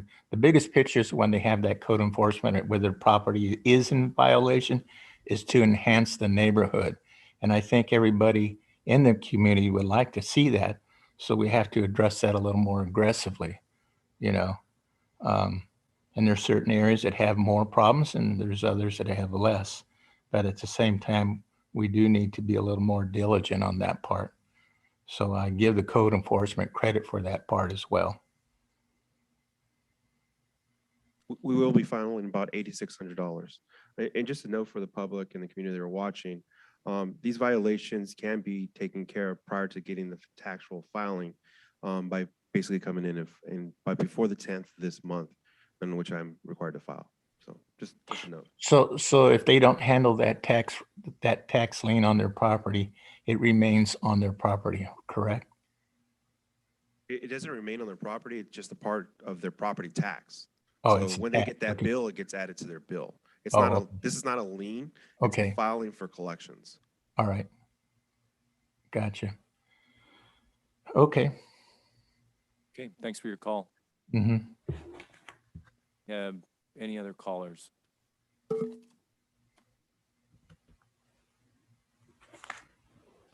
Callers that we have on the line, please use *9 to raise your virtual hand, and we will add you to the meeting queue. Mayor Robertson, those are all the callers that we have on the line. Okay, thank you. With that, we'll bring it back to the public. Okay. Yeah, you've already had it. You already had your bite of the apple, so you can have it on the next agenda item, which would be very similar. I Mr. just Cervantes, mentioned it was we- a property tax. Only so- one. Sit down, please, and then we'll get right back to you on the next agenda All right, item. thank you. Thank you, sir. And I didn't mean to, that sound rude or at all, brusque. That's the procedure. Thank you so much. All right, so with that, we'll bring it back to council after closing the public hearing. Does council have any questions or any issues at this point regarding these code enforcement violations? Okay. And this is an action item. So is there a motion to approve the resolution confirming report from the Code Enforcement Division on delinquent parcels for administrative citations and related actions? Motion. I'll Is there a second it. second? Thank you. Call the roll, please. Councilmember Mendoza Navarro, Yes. Councilmember Guerra, Yes. Councilmember Trujillo, Yes. Mayor Pro Tem Cho, Yes. Mayor Robertson. Yes. Thank you. And with that, we will move on to our next public hearing item, item number 4. And this is consideration and necessary action on resolution confirming report of the Environmental Control Officer on delinquent parcels for the cost removal of structures, weeds, rubbish, refuse, dirt, etc., and sidewalk repair to the 2021-2022 Fresno County tax roll. Report, please. Thank you, Mayor, council members. Again, this is another item that we will be looking to file for the property tax roll in Fresno County for some items that are delinquent. These individuals or property owners have been notified prior to this this process and still have not paid their outstanding balances. So we'll be filing to the tax roll for the next coming year. Is there any questions? And again, this differs from the previous one in terms of the nature Correct. of the fine. These are more of what you'll see is property demolitions, property board ups, weed abatements. These are more of cleanups. We're actually, sometimes you'll have public works go out to do the work, but majority of the time we actually have a vendor come out and take care of the nuisance, and then we bill them back for that process. And these are due upfront. There's no payment or finance plan for these amounts. They can do a finance plan. I've had individuals come in. We do make arrangements for that, so that is not a factor. Yes.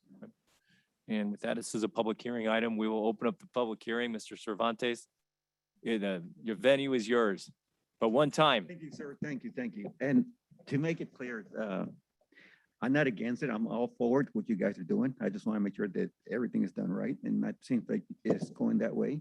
Now, did you call it going to be a tax on the property? No, it's filed to the tax roll. So they get a bill in their property taxes. That it's a part of that bill. Mhm. So it's a fine. It's not a tax that you're going to add on to their. It's not a tax. Okay. All right. That's all I wanted to find out. But Thank you. what you're doing is it's good. You know, I'm not against it or anything. I'm forward to it. So Thank you. Okay, the public hearing is open. Would anyone else like to make a comment on this agenda item tonight? Do we have anyone on the line, City Clerk? Reese, your line is open. Please unmute your line. Yes, this is probably towards Isaac. I see it on that item there. It also includes sidewalks. How does sidewalks come into there? Are they bonding for the sidewalk repairs or is that just part of the abatement process? It's part of the abatement process. So there's a property where the sidewalk's damaged and the property owner is responsible for making that repair when that does come awry. So there is incidents in the past, nothing recently, where the city had to step in, get that service done, and we turned around and filed it back to them. Uh-huh. Okay. And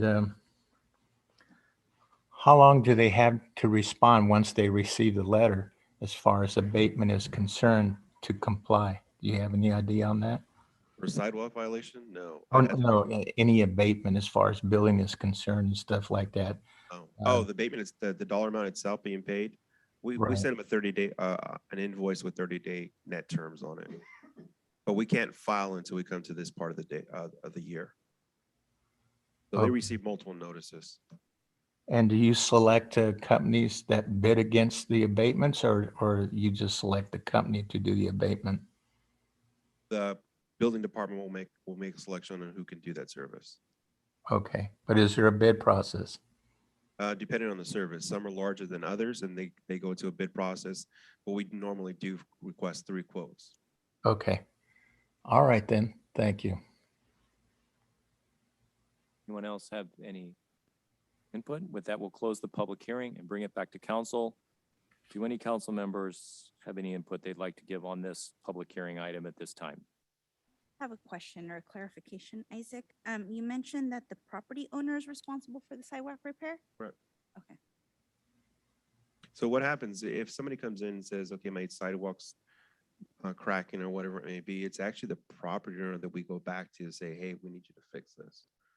So once something comes in or something is notified to us, that has to transpire where we have to repair it. So is the city gonna check the work to make sure it was done within scope, or is it just whoever the Yeah, property owner?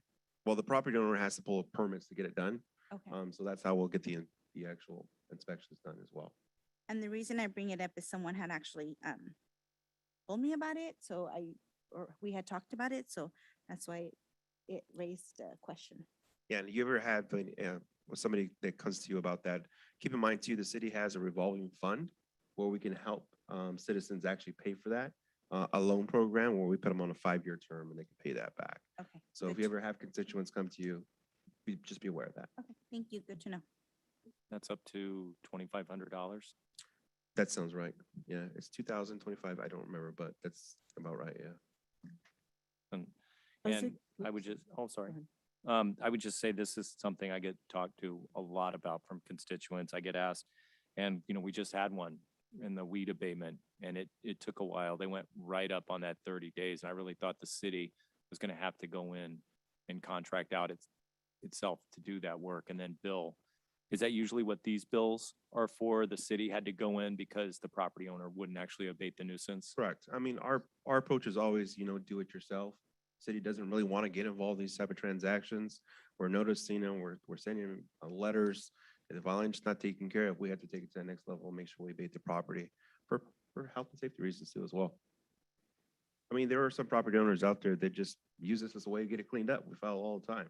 So normally what happens is those individuals will actually sell the property eventually. They use the city as a lawn and gardening service? It happens. Councilmember Guerra? Isaac, you stated that it includes sidewalk repair. What about parking lot? No, parking lot is part of the private property. It's not our scope. If the city sidewalk is part of our right of way, our encroachment, so we can mandate that somebody fixes it. Full input at this time? If not, is there a motion to approve the resolution confirming report of the environmental control officer on delinquent parcels for the cost of removal of structures, weeds, rubbish, refuse, dirt, etc., and sidewalk repair? I'll make a motion. Is there a second? I'll second it. Call the roll, please. Mayor Pro Tem Cho, Yes. Councilmember Mendoza Navarro, Yes. Councilmember Guerra, Yes. Councilmember Trujillo, Yes. Mayor Robertson. Yes, and with that, we will take a brief 5-minute break and come back at 7:30 for the remainder of our agenda items tonight.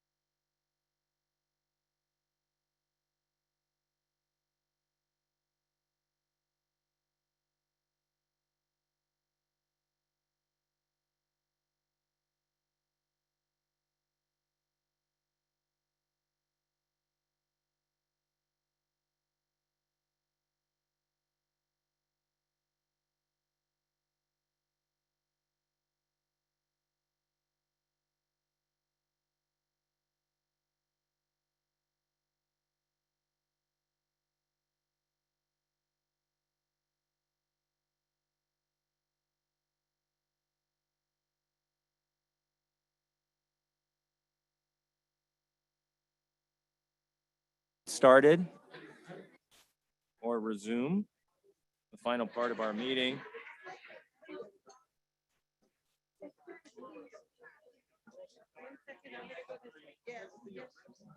Sorry. I know. Said Good if we people to need talk more to. supplies, just to let them know. Manuel? Oh, Manuel? oh, awesome. Okay. He said if we need any supplies. Oh, that's very nice. His agenda item's coming up. You can talk about what he Yeah. brought for us. All right, I'd be flicking the lights if this was Broadway. Let's everybody take their seats, please. We're gonna start in about 10 seconds. We need to resume our meeting. Everybody, please take your seats. I know, but we can't hear you. You're in here. All right, Can I ask everybody to take their seats so we can begin our get meeting? this meeting started. Thank you Again. so much.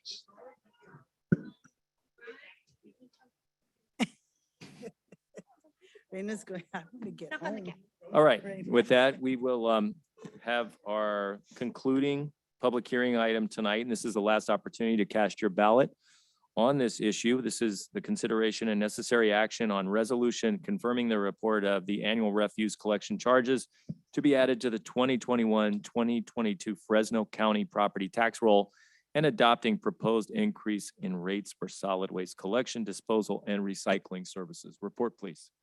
Thank you, Mayor, Council Member.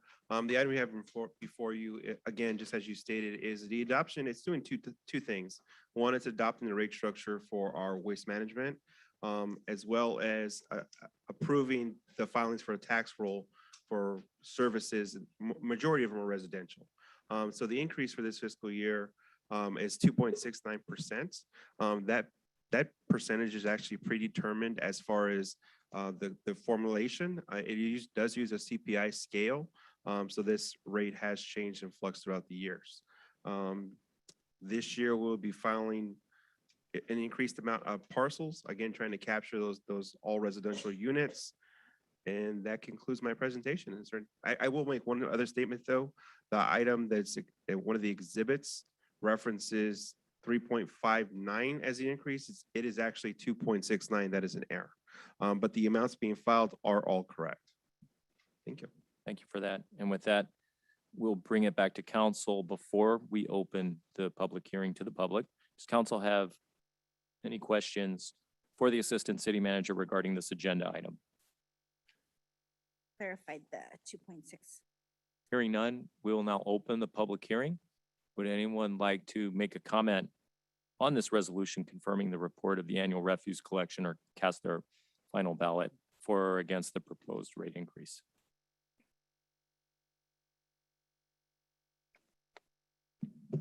Hello there, Robert Cervantes. Now that 2.6, when would that take effect? It'll impact as of July. So it'll retroactive. Okay, what is the time? They still have a contract, right? When does the contract expire? Their contract is to term in March of 24, I want to say. So why are we giving an increase of on them? when It's the an con- annual CPI. It's part of their contract to allow Is this. it on the contract that because a contract, if I understand the contract, once you put the wording in there, it stays there until the end of the contract. You can't manipulate that contract or do something to go ahead and, because it's not right for the public, not right for the taxpayers. The contract depicts how the formulation and calculation is done annually. So we're not changing anything. We're following the guidelines and the borders of the contract. Okay, so, but you say you got 2 more years left on that contract, right? I believe it's terms out in 24. That's correct. Are they gonna come back and then hit us again for more? They do have the option for an annual increase.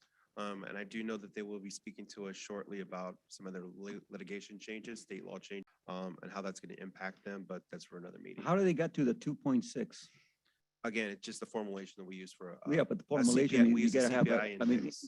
in terms of, people understanding, how do you got to the 2.6 figure? So we use a calculation or what we call a CPI, a consumer price index table. And that calculates that rate structure. Is there, because there's more increase of garbage or something, or? It's just a standard scale that we use for multiple Okay. items. And the last thing, I know I'm running out of time, but I know you have it set up where the waste management do the billing through the tax, right, to the properties. So the city does all the filing for Mhm. the tax roll. So We this is a tax that went into your real estate property. It's not a tax, it's a It is a collection for tax because services. it's on your tax, when you do your taxes, it's right there. It- So it- I was thinking, I mean, I'm not thinking, I'm saying, take that back. I'm saying that if it's a tax, once it goes into that bill in there, into your property taxes, it's a tax. Wouldn't that be a violation of Prop 218 when they're trying to, local government trying to insert taxes into your properties? Because that's under the Prop 218 violation. So this is not a tax, it's actually a billing for services. Okay, since I'm running out of time, I would like to spend more time with you to talk about this. Maybe I can set up a meeting because I think there's more than this and it won't take 3 minutes. It'll take more time than that. I'll be happy to speak to it. All right, thank you. Thank you, Mr. Cervantes. Does anyone else have any comments from the public tonight on this topic? City Clerk, is anyone on the phone or on Zoom who would like to make a comment? As a reminder to the callers that we have online, please use *9 to raise your virtual hand, or if using the Zoom app, please just raise your virtual hand.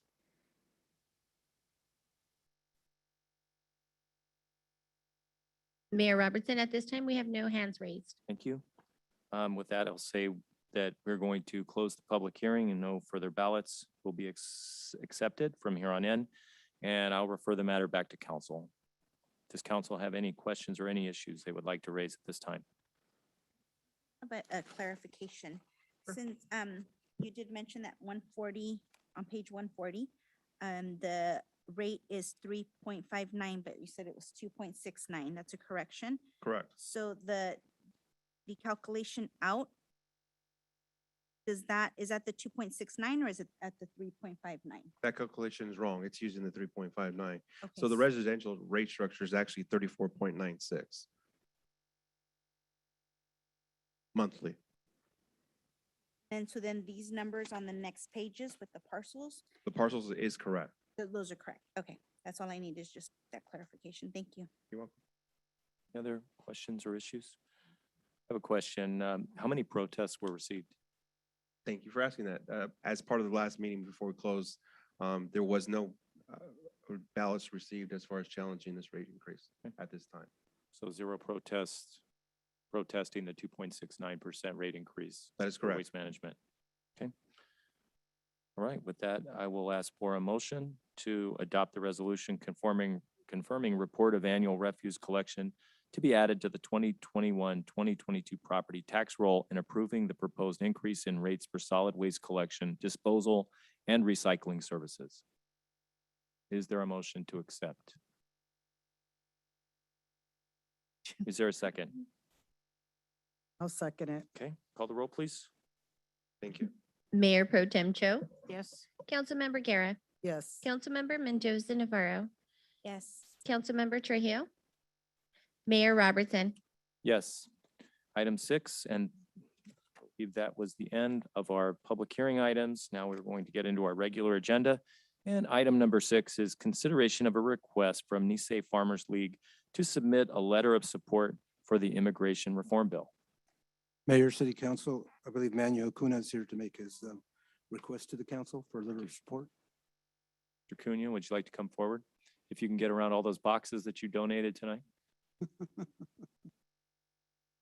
Thank you very much, Manuel Cunha, President of Nisei Farmers League.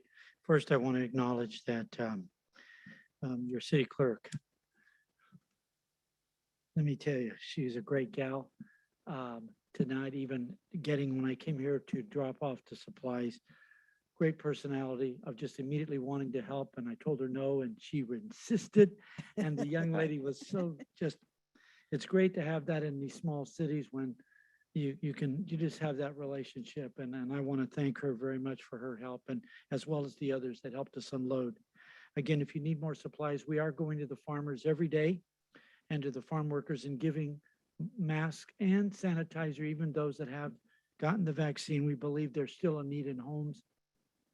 So we're doing it. And so far, we've probably did I don't know, close to 70,000 farm workers in this valley, not just in Fresno County, but the other counties that the league has gone to. And that's an important part. So thank you again. Tonight, I'm here to ask your support on two senators, United States Senators, Senator Feinstein and Senator Padilla, of sending a letter to them on the immigration bill. It passed out of the House called the Farm Worker Modernization Act, and now it's sitting in the Senate. In the Senate in 2019, Senator Feinstein had an immigration bill called the Blue Card, and that was for agriculture. So that, but the only thing that left out of the House was for agricultural farm workers.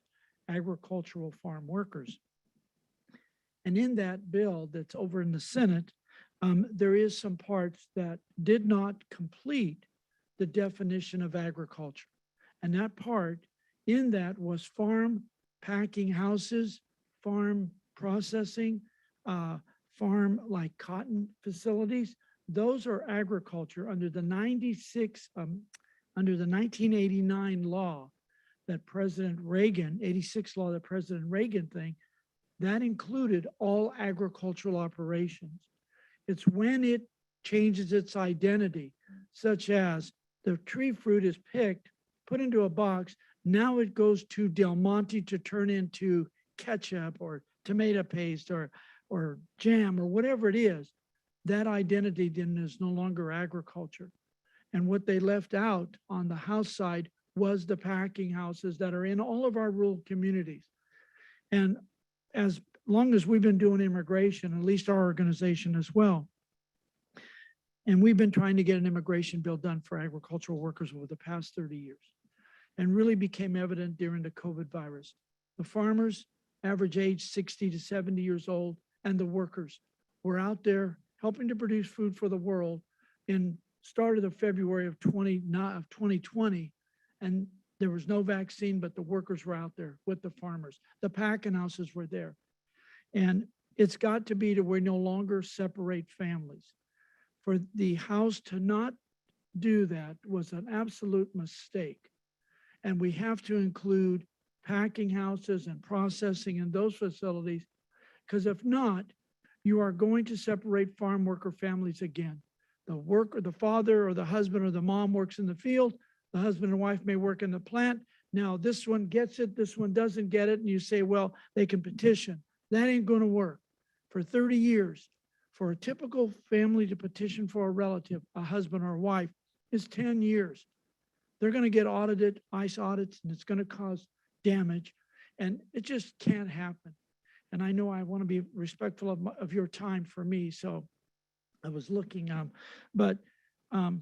so I'm here tonight to ask you to support a letter to Senator Feinstein and Padilla from the mayor and the council signing and sending that forward. And I believe, gave what two offices, the staff to electronically send it. If you do it by mail, it'll never get there. So electronically, we'll do it. You'll send us a copy. And then we do a second thing. We actually send it to the chief of staff in the state so that it gets to their office, and then they do intermail. So there's two ways to make sure. But as long as I'm going to go to every city in this valley, there's 48 cities that we have been working on of getting this, and we have 16 already have approved. And Fresno last Thursday approved by the mayor and the city council. And it's just, it's time overdue. And the second part of the immigration is Dreamers, called DACA. DACA was a 2012 thing that President Obama did, an executive order. Those families are up and on, and every time there's an administration, a new administration, somebody changes the law. So those families don't know if they're going to be hauled off or not, and that's got to come to an end. Immigration is a regulation. It should not be to wherever a president comes in, he or she can change the laws, which is not right. These families need to know they're safe when they go home at night and whatever it is. So the second separate part of the letter says to support the Dreamers. And there's the rules on that from 2012, 2018, they will go to permanent residency. Anybody that has just applied and now that has ended, the Supreme Court of Texas now stopped all new applicants from applying again. So now you're caught again in the middle. You don't know what you're doing. They have all your information, and it's not the way to deal with immigration. We have to make it to where these people are safe, and they've been here. Nobody has just come in from the border today, could apply for Dreamers or could apply for the ag provision. You have had to been here for a period of time. So again, I'm asking for your support. We're trying to get all this done before they go. It looks like the president could get the immigration bill September, right after Labor Day. So whatever you can do, I would really appreciate it. And so would the farm workers and the families and the farmers, as well as the Dreamers. So if you have any questions, I try to, whatever I can do to answer those. So thank you again, Mayor, Council. Thank you very much for allowing me to be here to present. And you run a very efficient council meeting process. I will tell you that, very efficient. So thank you. Thank you, Mr. Cunha. And again, thank you very much for your generosity with the masks. Very, very generous. And we will definitely put those to good use. Thank So you. we get to the right people. But before you sit down, did council have any further questions for Mr. Cunha tonight? Okay, go I ahead. do, sorry. I had some questions on the language in, can you hear me? Sorry. The language under agricultural workforce, there isn't any reference to the USDA language because USDA defines what the agricultural worker is, whether it's picking, like there's actual language in the USDA. So they're not referencing any of that in their immigration reform. No, when the House passed it, they took the most simplest definition for whatever that comes from, and that was just farm workers, okay? But under agriculture has several agencies. The two biggest, USDA defines what agriculture, production, food, and all is. The Department of Labor, under the Migratory Seasonal Protection Act, defines what makes up agriculture. USDA says this is what ag is. And USDA says that packing houses, processing, and all that are agriculture. The Department of Labor says that it's under agriculture and it falls into this arena because of the activity. And so between those two agencies, now California has a separate, but we're not talking, this isn't a state law, this is federal. So federal has those two agencies. The main agency that has the authority for that is Department of Labor. But then agriculture only defines it because they say as long, when the item changes its identity. From its natural state. A cotton gin, right? The cotton is picked and put into bales. When it goes to a processing facility, a textile plant is no longer agriculture because you're going to change its identity. You're going to change its makeup, its looks. So then that's when it says, okay, it's not ag anymore. So regulations, food safety, and all of that then, weigh in. Yeah, I work with the USDA, the 3560. So I'm very familiar with the USDA definition of agriculture and changing it from its natural state to the You hit it process. right So on. That's because it. they even include the fish in that, as That's long as exactly it's right. catching, the fish. So you're saying that this language that you're proposing is merging or clarifying the differences between the USDA and the Department of Law and actually making it so that you count every single agricultural aspect Yes. before in its natural state, before Correct. it right goes through the on. Yeah, processing. that's a perfect way for the way you describe it. Yeah. Okay. Yeah. Okay. So I'm okay with that. The only thing is that there was a couple of typo or a typo in the third paragraph. So if we can clean up that language. And then as far as the Dreamers, I'm born in Mexico, so I worked in the agriculture. I came here from Mexico. My parents, came over. I didn't come under the Dreamers. I was able to come over legally, or I had all my permanent status and everything. But I have a lot of relatives, that fall under this. But I'm just wondering, is there like a separation that can happen in this letter? Instead of just a paragraph, is there some language or something that can be tied up maybe with the assistance with the city attorney to make sure that we're complying with, city and the law? Yeah, Or do you have to have it together? Because is the whole No, immigration reform have to be together? the president made it very clear that he wants both bills to come to Okay. for him to sign it. Mhm. So that meant that agriculture was saying, okay, you want ag because after 30 years, we've been waiting and waiting, right? But we're saying, well, wait a minute. A lot of the dreamers work in agriculture. And we said that both bills will be on their own. Both bills will come by them, we'll head to the Senate and everything, go through the process. And then both bills will go to the president. So they both will have their own identity. Just because of immigration process. And our letter we sent to you is only a sample. So if you wanted to separate dreamers in their own thing, and you can separate the letter and you'll do 4 letters in essence. One for agriculture for Feinstein, one for agriculture for Feinstein, and then one for Panetta for dreamers and one for agriculture. You can do it like that, okay? Because dreamers is an executive order.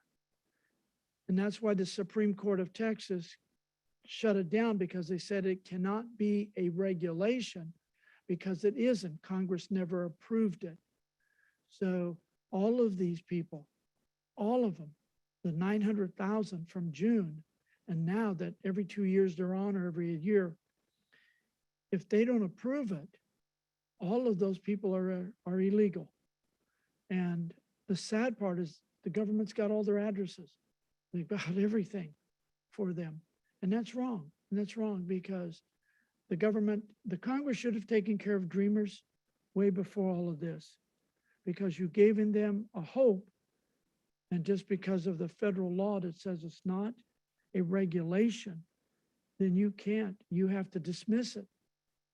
And that's why we're hoping that we can, we thought, when I say we, our immigration friends and all of those folks saying, well, if we hook agriculture, we make agriculture do it, and we make dreamers, that by taking them both, that might be a better way to get dreamers done, because of the food chain and because of all of the stuff that went on with the COVID virus and agriculture.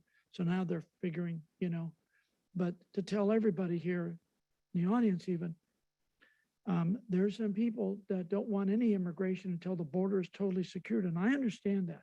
Don't get me wrong. I want the border to be secure.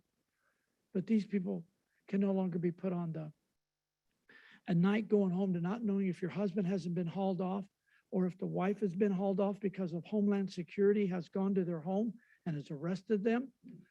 That's got to stop. It's wrong.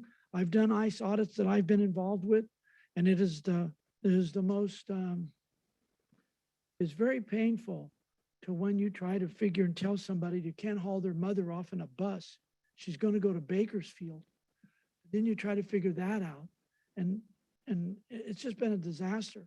So dreamers need to happen. They deserve it. They've all been FBI checked and medical checked. I mean, they've gone through a lot, and they're not felons. They're not. No, and I like I said, I come from the background, I was born in Mexico, and I remember when I was little, I remember those buses coming to our neighborhoods. So it's not something that is, but that is, like I said, I want to make sure that if it's too different, I get it, that, trying to support it together. The other thing, and I just lost my train of thought, but basically, give directive to, we'll go ahead and give directive to the city manager and the city attorney. I just had a little bit of questions on that, so thank you. Thank you very, very much. Appreciate it. Anyone from the audience tonight wish to address this topic or have any issues they'd like to ask Mr. Cunha about? Come forward, please. Hi there, my name is Jim Abel, 1701 Dinuba. And first, Manuel, I'd like to thank you. I actually work with Manuel, in the past. Thank you, Emmanuel. He's a great guy. He goes to communities and help various communities, and he's very involved gentleman here. But I'm glad, man, you brought a good article, situation on the blue card, on the history of the blue card and the immigration. The immigration reform bill is the reason why I know I belong to a certain group, and an immigration bill has to be reformed. In the past, it needs to be overhauled, and the reason why he's asking for their letter of support, it's a start to reform the immigration bill. I mean, in the past, it's been outdated. Okay, guys, it needs to be addressed. And that as far as the dreamers, they're here. I met the dreamers in colleges and everything. I knew who these kids are, and they're like you and I. You know, they're here in this country, not by choice. Their parents brought them here. They're here, and they want to go to school. And they're kids, very smart kids. Some want to be doctors, everything. I mean, I know these people well. And I think in life, we're once in our lifetime here, when we came in this country, we were immigrants ourselves. The Indians were here first, you know what I mean? They called us immigrants, in the past. But what I'm saying is, in this reform bill, it's a first step to move forward in this country to change the laws, the farm workers, because they work in a Sun-Made, Harris Ranch, all these different varieties of plants, Damani plants and stuff like this.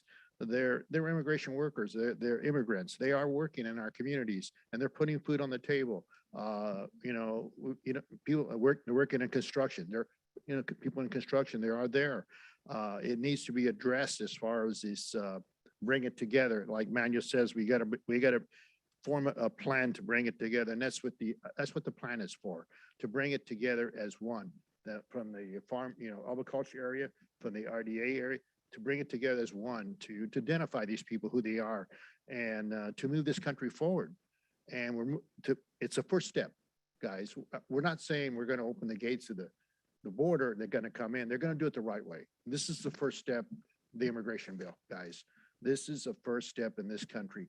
It hasn't been overhauled, and we have to address this issue. It's either now or later, but I think it's time to do it now in this country to move this country forward. And I thank guys like Manu to go to these communities and step up and help these communities. And he's been doing a very good job. Manu, I thank you personally. All right. Thank you very much. Thank you for your comments. Right on time. Does anyone else have anything they would like to discuss at this point? Hello, Robert Cervantes. And the DACA and Dream Ad has been going on since maybe 10, 15 years more, that the administration, when Obama was in office, they controlled the Senate and they controlled the House. And they never did anything about it. I mean, they just talk about it. They just politicize. I think this is just a politicized on them to, saying they want to help. And at the end, they don't help. Now, right now, the new administration, they control the Senate and they control the House. They should be able to pass the DACA and the DREAM Act with no problem, because they advocated 2 years ago when Trump was in office that they wanted to do this. Trump wanted to give citizenships to over 6 million DACAs and Dreamers, and the Democrats opposed that. So I think that it is a good thing that they bring it up, but I think this is just a political act on the parties, that they're just using the Dreamers and the DACAs for political reasons, for political act only. Because if they really want to get it done, they should get it done now, when they control the Senate and they control the House. And of course, the Democrats are always advocating to do that. Now they have an opportunity. Let's see if they stand by their word and do that. That's all I got to say. Thank you for your comments. Anyone else have any input at this point? That will bring it back to council, and I would say this is a really good step. We need immigration reform, regardless of a split infinitive or syntactical issue with the paragraphs. I think the letter hold up really well, and I know I would support them. Is there a motion to consider this request and to approve this request to issue this proposed letter to the senators? So I'll make a motion to go ahead and consider the request in the proposed letter. However, I do want it to make sure that it represents Selma, the integrity of Selma. And so we'll give directive to the city manager to work with the city attorney and with Mr. Una to get this letter. Call the roll, please. Councilmember Mendoza Navarro, Yes. Councilmember Trujillo, Yes. Councilmember Guerra, Yes. Mayor Pro Tem Cho, Yes.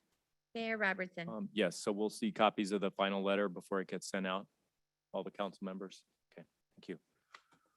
With that, we will move on to our next item on the agenda. This is consideration of a professional services agreement with Second Chance Animal Shelter for city animal care and control services. Report, Thank you, please. Mayor, council members.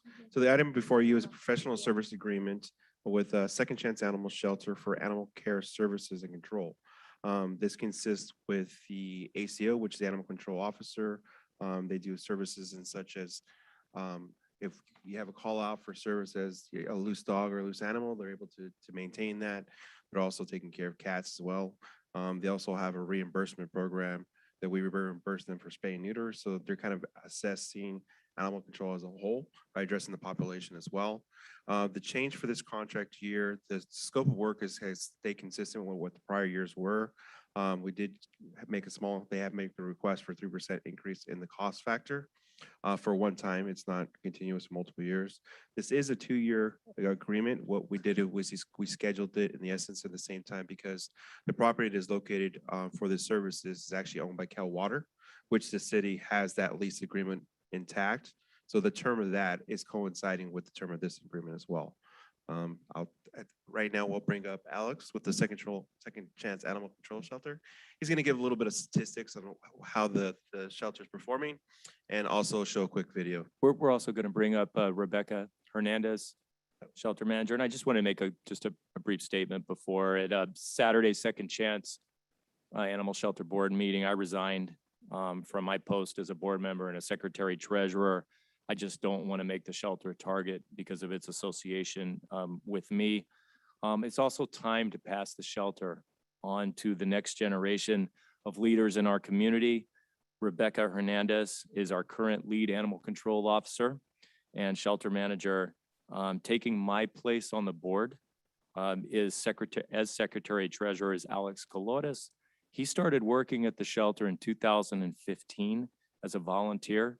Then he became a shelter tech employed, then animal control officer. Then Alex left the shelter for a while to where he continues to work at a bank.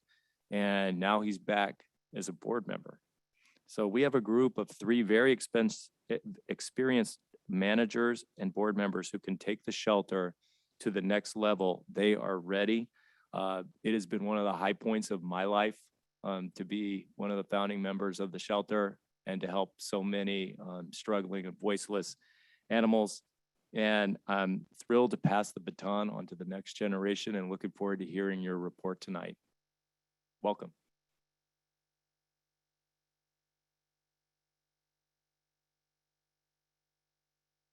Yeah, so we have a video and some statistics, correct?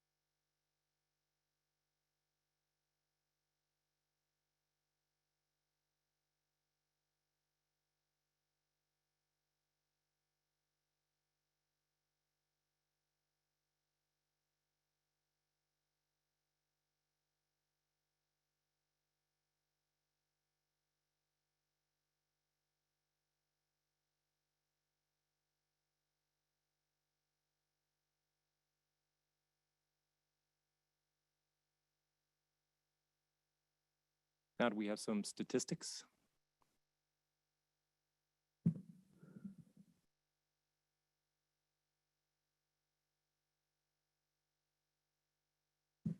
Okay, so this is report for 2020 income and outcomes for the shelter. So for 2020 intake dogs, seized custody is when an animal control went out there to pick up dogs from the street. 476 individual dogs, and then 506, I'm sorry, 505 for like repeat offenders. Stray public, stray, I'm sorry, stray and public dropouts, 363 again.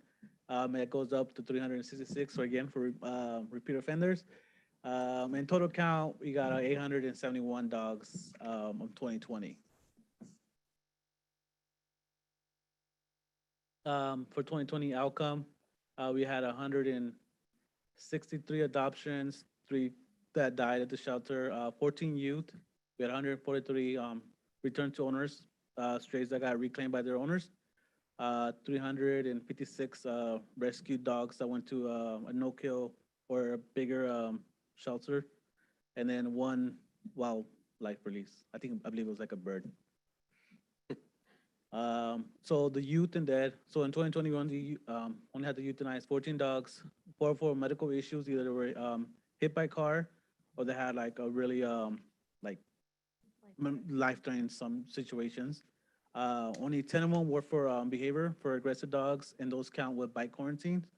That either bit a person, an animal, and those, I mean, it's just too aggressive to have in the community. So unfortunately, we had to make some of those calls. 13s were dead from newborn kittens. We don't have well, they didn't have the moms to give them the nutrients they need when they were newborns. So unfortunately, they had to pass. If I did my math right, there's a 1.6 youth rate for the total shelter.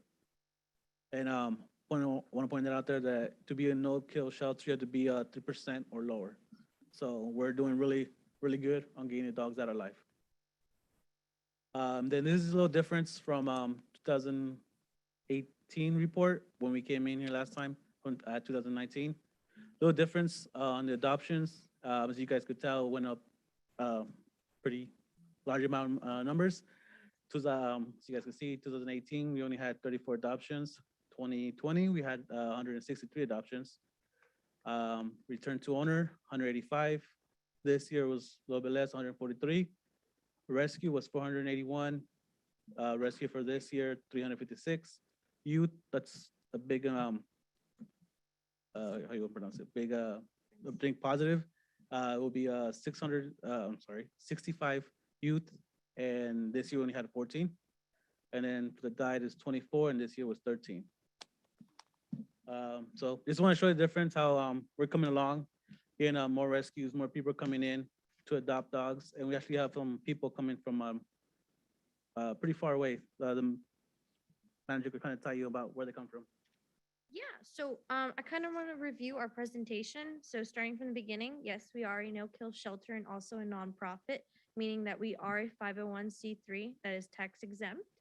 Our second slide, which goes to the intake reports of 20. So I want to explain the difference between a seized/custody and a stray public drop-off. So seized/custody means that an animal control officer responded to the call and actually picked up the animal, meaning the necessary action was taken. A stray public drop-off is when a member of the public, meaning a non-staff member, brings an animal to the shelter where we then accept it.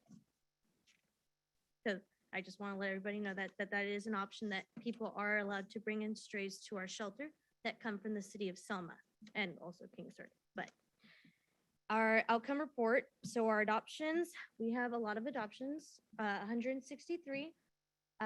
Deceased would be 13, youths are 14, and I want to remind that the youths are for bite quarantines. We do service the city for bite quarantines.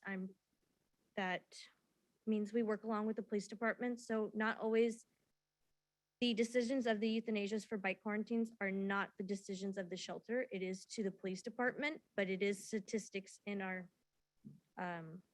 status or quote, whatever you would like to call it. Our return to owner, 143. Our rescue was 356, and the wildlife relief was 1. So if we go back to the comparison, sorry, let me go back to my, here it is. It's stating that I believe this is more than half of our adoptions in 2020. Our return to owners are a little close. Our rescues, less than what 2018 was, but we're showing improvement because of adoptions. So we have more adoptions than we do need rescue, which is a good thing. Our euthanization is lower. Oh my God, I can't talk. Is lower, and the deceased, meaning sometimes we do receive animals that have just recently been hit, so they're in critical condition. Unfortunately, sometimes they don't make it before we can get them the help they need. I think that's all I had to say. Now, if anybody has any questions in regards to our presentation or any questions in regards to the shelter animals, yeah. go ahead With and that, we'll ask. bring it back to council. Does council have any questions for ACO Hernandez or Secretary Treasurer Colores?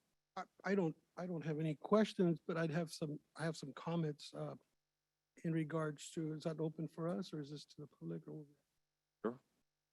So first of all, I want to thank you guys for your presentation. Very, very good. And I want to share, I have 2 big dogs, and those are my love of my life. Those are my kids. But, the last meeting we had a very contentious meeting. We had people coming and calling and saying that, we were going to close the animal shelter. We were going to get rid of the animal shelter. I had so much calls that I had calls being told that they would actually boycott my restaurant if I was going to vote for this. The unique thing about that is To vote this. against closing it or Yes, to vote? and I never stated that. But the unique argument is that in 2013, I was the actual individual that donated $13,468 to build a foundation of the animal shelter. My business donated that money to a person by the name of Ken Gray. He's the one that actually founded that animal shelter. So my own money, my business donated the money. Okay. So when we start talking about, when we start investing into our community, businesses in Selma donated to build that animal shelter. Of course. My job as a elected official, legislator of this community, is to make sure that we spend the money properly for our community. People that are for the animal shelter, people that are not for the animal shelter. So back after the people actually raised these questions to me, I went and did some research. And I found that we've been averaging an increase in our spending of our funds. I have no problem spending the money to the animal shelter. But what I do require is this. I require transparency, auditing. So what I'm going to entertain is this. I would love for a full audit of our financial documents from the animal shelter for the last 3 years. I would also like to, in looking at their stipulation, they have stated that they do certain procedures that they keep track of, anywhere from maintaining voice messages for the public inquiries, vaccine impoundment, animal common. I know you guys keep records because I've talked to the individual that actually started the nonprofit. She's in Kingsburg. And I would like to know if you guys are still using that software. And if you are, I'd like to see that information for the last 3 years. And this is not nitpicking. This is making sure that we are actually using and founding. And I'll be honest with you, $100,000 right now for the animal shelter in Selma may be a little less than what you actually really need. So what I say to you is this: I thank you for the presentation, but to the council, I ask you both, and this is my request. This doesn't mean that the council is going to approve it. In order for us to have doing our due diligence, it's in regarding to what our transparency, just keeping our books right. There should be open. Those books should be open anyway. Of course. Is this thing on? I don't know. It kind of sounds like I'm just speaking, but I don't know if it's on. We use a database that is called PetPoint, where all our animal intakes are inputted. So it does give our numbers. Our Are you asking for statistics on how many animals we're taking in or I what's being think spent? I'm actually directing the question to the city manager and to the city staff in Oh. regards to, and I would entertain the fact that, I would love to actually direct our city manager to entertain a discussion to meet and discuss it with animal shelter in regards to this contract, but with stipulations in regards to auditing. So you have a two-pronged question here, so let me try and address both of them. One is the reporting requirements that you're referring to. It is part of their stipulation within the agreement that they give us those monthly reports. So I do have that information, so I can dig that out for you. Maybe you guys can give me a consolidated report for that period of time. It'd be easier, but we can discuss that after that. So, but it is something we do receive, and it's for the PD on a monthly basis. We don't even release the payment unless we get those reports. So two, when we renewed this contract last time, we did do a financial audit, and kind of projected out what they gave us 3 months and we So, projected that so out. if you have that, I'm asking for the last 3 years. And, Okay. and I don't mind. I know you've, I'm just asking for those. Yeah, I'm just telling you what we've done in the past as far as an assessment of the contract itself, as far as financially, but yeah, if that's a request the council wants to make, we can make that request. Council members have any other comments at this time? Yes, sorry, yes, I do. I just want to just clarify for the record that I never, ever made a statement about defunding the animal shelter, and that I look at every single document that I get in my packet and I do my due diligence and I look at it through an auditor's eyes, because that's what I am. I'm an auditor. So I'm looking at contracts on the compliance. I had an extensive conversation, well, not extensive, but a very short conversation of certain, language and all contracts, because contract law was my favorite subject when I was going to school. So I'm looking at every single piece of paper that I look at through an auditor's eyes. And so again, for the record, I want to clarify that I never said that I wanted to defund the animal shelter. We need this in our town, and we need we need a lot of services in our town. We need services for our homeless. We need services for, animals. We need services for our youth. We need services for everything. And so my question was in regards to why are we paying an expired contract? That was my question, was why were we paying on an expired contract? If the contract expired on 6/30 and we're making a payment in July for services that were rendered in July, that was my question. And it's on every single contract that we have, because I'm sure, as individuals, we have our budget. If we have a contract and somebody's asking us for payment and we don't have a contract with them anymore, then I'm thinking you're probably going to question why you're charging me for something that I don't have a contract with you anymore. So that's my clarification. Again, I don't have an issue. I'm just, again, looking at things from an auditor's eye. And so that's what I want to know, is I want to know what agreements, what are the numbers? Because if the numbers are, are reflecting that we had a lot of adoptions, I want to give kudos for that. If we were able to decrease the euthanasia, I want to give kudos to that.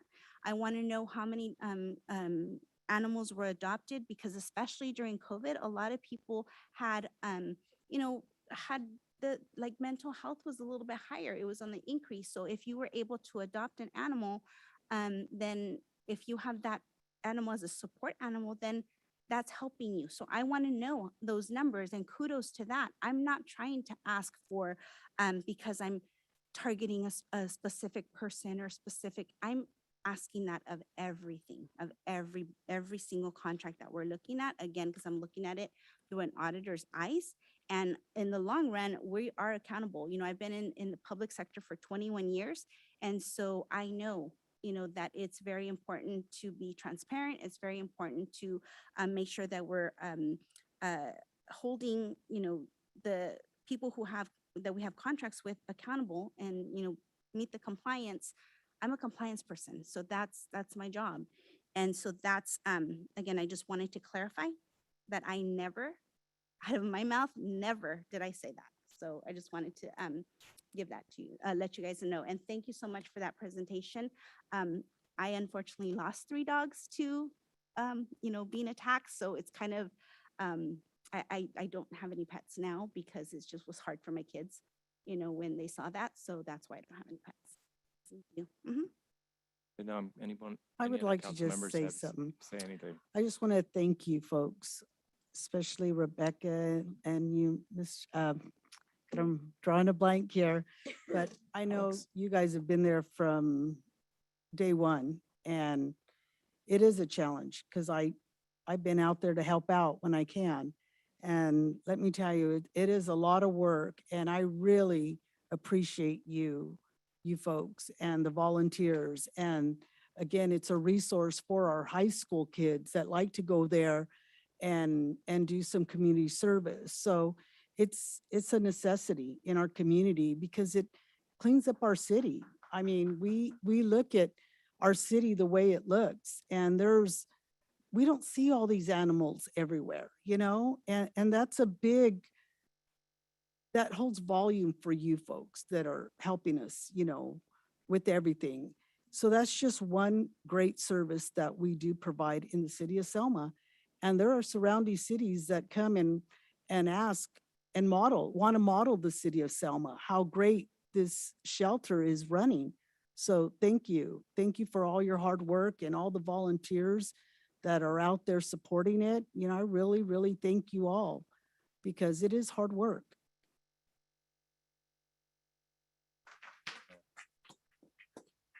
Okay, so let's debunk this. Ken Gray did never started the animal shelter. And then, right, and then Councilman Trujillo, in 2013, the concrete company he worked for donated concrete for that building, the main shelter building that wasn't out there. And A lie. he never came back. We never saw him again. There was no It's a lie, volunteering. He Mr. never came Mr. Mayor, back. keep things I didn't appropriate. interrupt you, sir. When you're speaking, do not interrupt me. So I'm going to continue to speak. I let you speak. Show me the same courtesy. Can we- So let's show me the same courtesy. I will but can continue. Can you keep it Can down? you not interrupt me? And then I will continue. Down? I'm going to continue now. So let me reiterate, Ken Gray didn't start the animal shelter. Mr. Trujillo donated through his company concrete in 2013. He never came out to volunteer. Okay, I'm just keeping it real because he said this before and I've never said anything, but tonight, you know, we hear this about suspicion and auditing of the shelter. Let's make it clear in terms of the paper trail for the shelter. The shelter submits reports and has done so for years, every month to the city. So when Councilmember Trujillo says he wants a 3-year paper trail, there are more years than that with reports from every month. The city would not pay the shelter without that. Also, if you go on the Registry of Charitable Trusts, the shelter is paid up. You know why? Because they file their tax returns. The shelter is on top of it in terms of the paperwork. The Downtown Business Association, I don't know what happened there, but I don't know if they have any paperwork or anything in there. But we're talking about this Second Chance Animal Shelter. It does things transparently and the right way, and it does it with heart. It does it, it gets the community involved. It provides kids with their first jobs, many of them, their first volunteer. It has provided a very valuable community service since 2013. And at the last council meeting, we heard the council member, one of the council members ask about paying a contract that doesn't have a rollover clause that expired in June. And there was 3 of those, which turned into 10. So why was it Second Chance that was brought up? I don't know. It was probably because Second Chance was being targeted. So that was a natural assumption to make on that. So now that we've dispelled those myths, let's go back to another function that the animal shelter provides the city. And that's, it takes manpower from the PD and it puts it on the shelter, and it takes liability from the city and it puts it on the shelter. The shelter gets its own insurance and always has. It's its own profit center. So the PD can go after criminals. And so the PD can do its job rather than having to pick up animals. I think we all remember the pit bulls that were shot out at the old shelter on Cam and the uproar, because I was on council and I remember when the folks from PETA came here to the council meeting and it was very intense. And it was an issue of not having the resources at the PD level. So the Second Chance Animal Shelter came about with the founders. And yes, I was one, and there were several others. And I remember we took the first shift in 2013 in that little building, the Cal Water location, and we had 13 dogs. I remember it very, very well, Mr. Trujillo. So I know what I'm talking about here.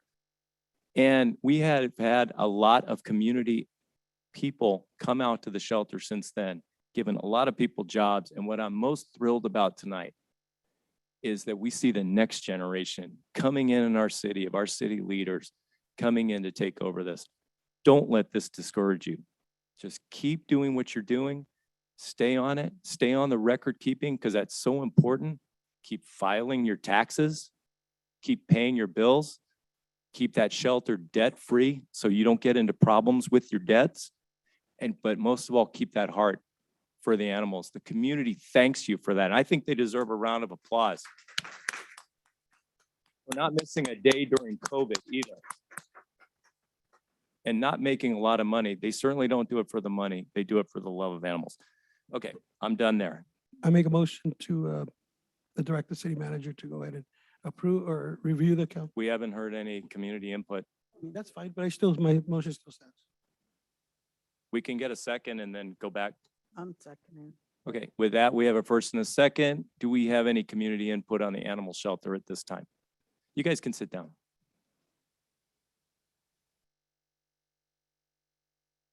Teresa Salas, 1701 Dinova Avenue. I thought I heard something about Kingsburg mentioned. Do we provide services to the city of Kingsburg also? That's the shelter folks there. Provide services to the city of Kingsburg? We service them for strays. We do not offer animal control. We service for strays, meaning we house their strays. Does the city of Kingsburg pay something to the Second Chance Animal Shelter for that service? Yes. Yes. Okay, you don't need to get hostile. You ask for public input and I'm asking a question. The look on your face is like, give me a break. I'm asking a question. I was not aware of that until she said something about Kingsburg. And so I'm asking, does the city of Kingsburg pay for any kind of animal service? I would direct your question to the shelter. I would Animal also control like to officer. add that we also do service the city of Fowler for strays as well. So we service both three cities, City of Selma, Kingsburg, and Fowler. So we service the city of Fowler and Kingsburg for solely strays. The city of Kingsburg, we do animal control, bite quarantines with the police department, and strays as well. You don't do animal control. No, through City of Selma. You said Kingsburg. No, I didn't. I'm sorry. I'm sorry. I was Yeah. speed talking. I meant to say for the city of Selma. So what do you mean by strays? You go to that town and pick up strays for them?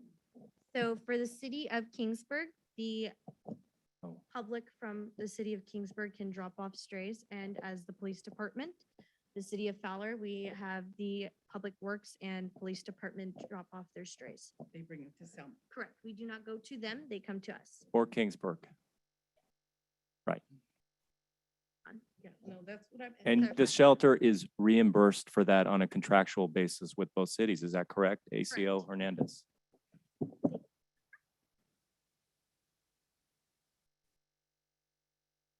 Hello, my name is Chloe Mendoza. I am a lifelong resident of Selma and a 2021 Selma High School graduate. I will be attending Stanford University in the fall. I'm here. Congratulations. Yeah.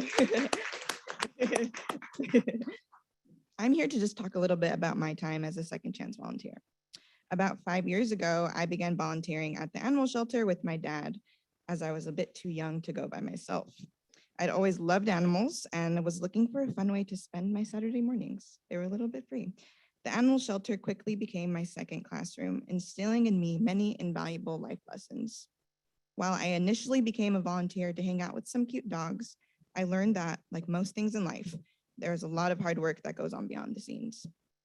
Today, I have probably spent a few hundred hours cleaning up large dog wastes and scrubbing kennels with disinfectant. I have found so much joy and clarity during my time volunteering at Second Chance, and I have fostered my work ethic and learned the value of hard work. I have built meaningful connections with both animals and humans at Second Chance Animal Shelter, and I have built my compassion for others, which I think is the most important trait that a human can have. I continued to volunteer throughout most of my high school years because of the genuine compassion for animals that community volunteers and Second Chance staff have displayed. I know that many of my peers hold the same sentiment regarding the immense impact Second Chance Animal Shelter has had on their lives. We are better young people because of the time we have spent volunteering at this facility. In fact, we have emerged as better community members with significant skills and lessons to contribute. I believe we have much to teach everybody. I greatly attribute much of my greatest skills and experiences to the growth that I underwent at Second Chance Animal Shelter. I would not be the same person today without Second Chance. It is my great hope that Second Chance Animal Shelter continues to operate successfully, the right way, of course, with the support of the city so that our animals may live healthily and happily, and so that our community will continue to be safer. And so that more generations of young people can enrich their lives by learning valuable lessons just like I did. I also hope that we can look past our personal political alignments to best serve our community. Thank you so much for your time. Have a good night. Thank you, Great Chloe. job, Chloe. Anyone else have any input on the animal shelter? Michelle Garza, 1705 Thompson, Selma, 93662. I was here at that meeting. That was a contract question. It had nothing to do with her sliding the shelter at all. Blanca did not say anything detrimental about the shelter at all. She had nothing to say bad about it, so I want to make that clear. I was here. Contract question. If you are granted this contract, do you think you can get the next one together in time to avoid this problem?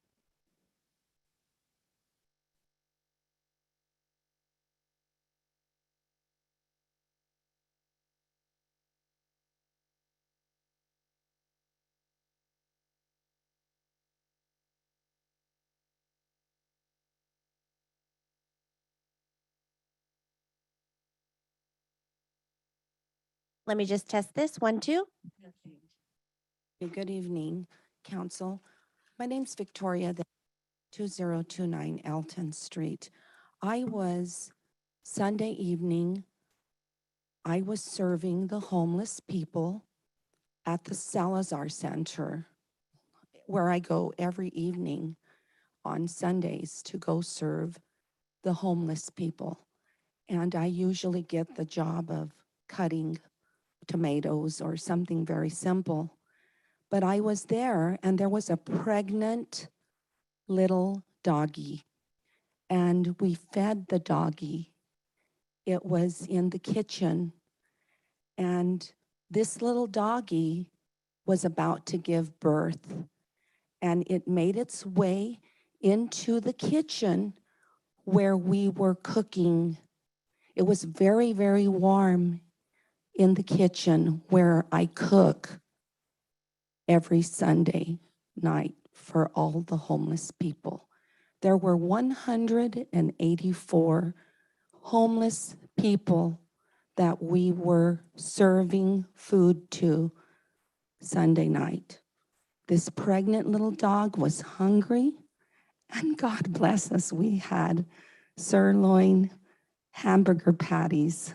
So I did take a patty and I said, is it okay if I take my patty and give it to the little doggie? And they said, Mrs. Delgadillo, you don't even have to ask. You just do whatever you want with the food. If you want to feed the people, you feed the people. If you want to feed the doggies, you feed the pregnant doggies. I was so glad because a young man there, he was only 13 years old. He said, Mom, to his mother, shouldn't we call the shelter? Can't the shelter help us? And I immediately said, this is what it's about. This young man knows our city has a marvelous shelter, and he knew what needed to be done.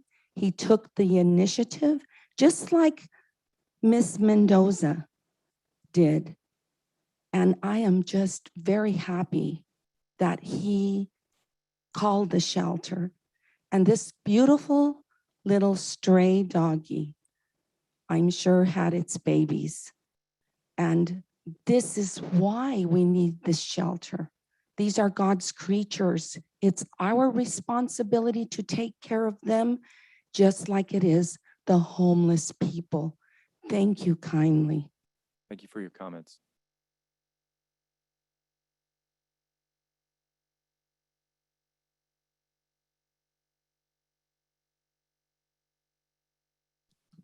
And just a comment on the contract. I'm sorry, 1 second, just a comment on the contract earlier. The shelter did get started on that 3 months ahead of the anniversary date of, and it, due to COVID, due to a lot of issues with the city didn't get back to the shelter with the contract. And the previous contract before the last one had the rollover clause, but that one, the 18 to 21 didn't have the rollover clause. So the shelter made it a diligent effort to get that contract renewed on time. Just wanted to note that. Mr. Avalos, would you like to make a comment? Jim Avalos, 1701 Danube Avenue. And I'll be honest, you guys, I seen the dark time in our shelter when we first had it out there on McCall, and where it's at now. It's modernized, and the numbers are impressive. I'm gonna tell you straight up, those impressive numbers. Getting shelter dogs from Kingsburg and stray dogs and Fowler. Those actually numbers are very accurate, very impressive. No wonder there's other dog shelters and further looking at you guys. I like to see why now. You did a fantastic job. The other issue is, out of that dog shelter group, I found a dog that was, almost got ran over. My grandson gave it to me, and I took it to the shelter, and I came back 14 days later to get the dog. The dog looked at me. I couldn't give it up. Yeah, we made friends. I guess so. He's man's best friend now to this day. And also a former council person and mayor too is Louis Franklin. Did you get a dog from there too? Yep, him too. I guess love at first sight with those dogs. You can't help it. But Scott, if I have a problem. If I go help you, the dog shelter, I would probably open the cages, and get them all out, I'm just telling, even the cats, man. The other day I was going to pick up a cat I was actually on the way to dinner, and there's a cat across the cemetery, little baby cat. I was going to go, get it. And it found its own friends. It went down and found a family in the park, and they picked it up and I took it home. Oh, nice. And I'm impressed. There's a lot of animal lovers in our community. They become part of your family. I know. I have a dog. I think he's probably in control of me than I am him. You know what I mean? I'm going to tell you something, guys. The shelter's doing a fantastic job as far as their books and their everything. You're on point. And I understand the pandemic situation that took place.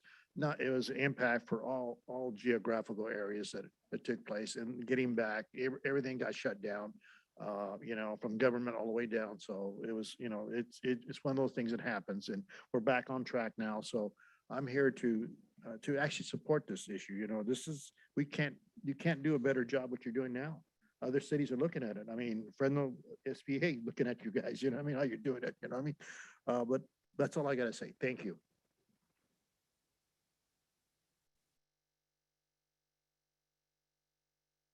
Else like to make a comment?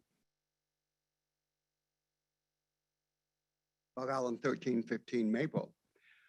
you've been talking about the dogs, but I want to tell you that the best addition you've made is the cat haven. And the second cat haven is at the Allen residence because for some reason, somebody knows we love them and we feed them and we take them. And I think we spent about $1,500 in the last 2 years having them become pets.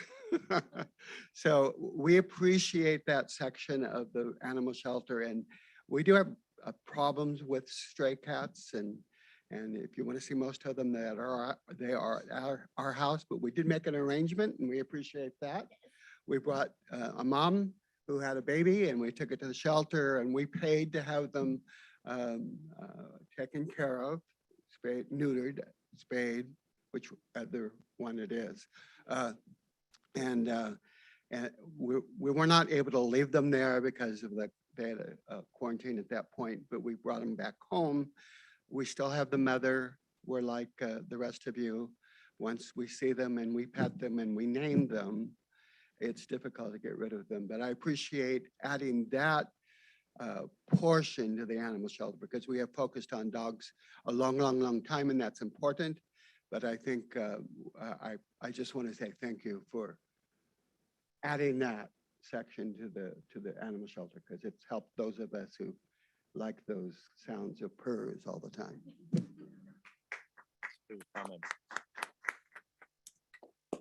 I just wanted to brief back to the cat house and just talking about cats. Myself, I have adopted a cat and I'm so blessed to work for a shelter that does not euthanize animals just because they're injured.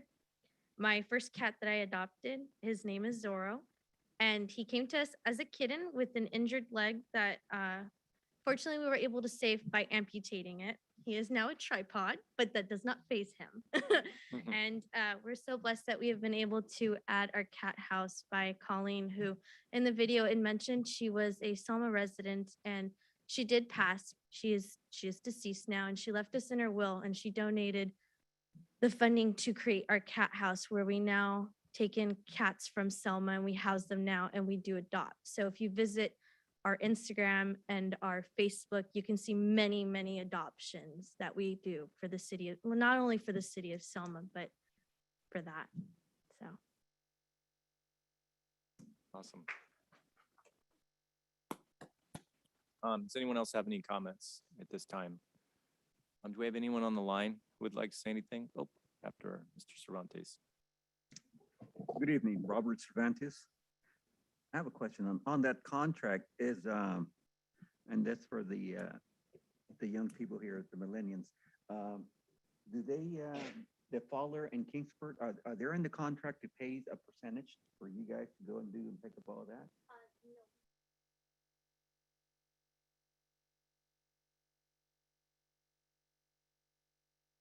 I know, yes, but bringing it to you, that's an extra cost for you guys.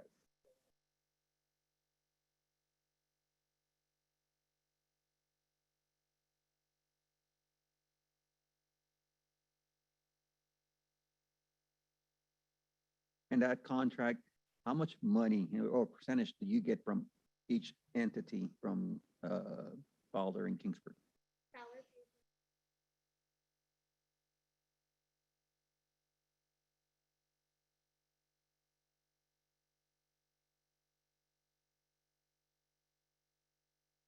And what is the overall to run the facility monthly for you guys? Well, that fluctuates. I mean, just the, Yeah, it fluctuates. I mean, just a, I mean, I'm not gonna hold you for that number, but just a number that, you know. That's a really hard. Okay, to put in well, words. can we say, is it right? We can say that Kingsport and Fowler are paying maybe 30% each or 20% each? And then we're carrying the rest of it, the 60%, or they're paying 40, we're paying 60? No, so No, I know. But what's costing the city, taxpayer city in Selma?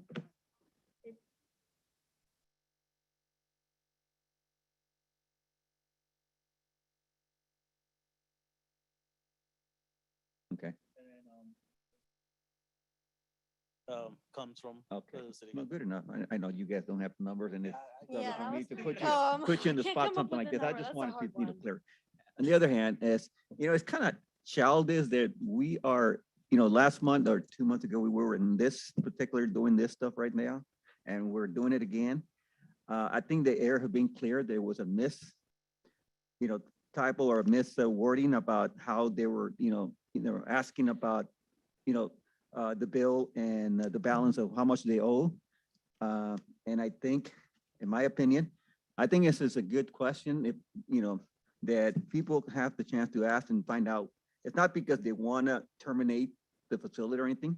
They just want to, have it on board that all the records be on file and everything, which is good. But I think that I've been to so many city councils around the state right here in California. And I think I haven't, it's embarrassed to see you guys Thank you for your comments, Mr. fighting Cervantes. over this. Thank you for and your that's comments. Called That's your time. division on the parties. Thank you, sir. If you want to healthy talk, for you can the city speak at the council. next council meeting. Thank you. Or the next agenda item. Thank you. And just a reminder, those reports do go into the city on a monthly basis, and they're a public record. You can request them at any time from the city, sir.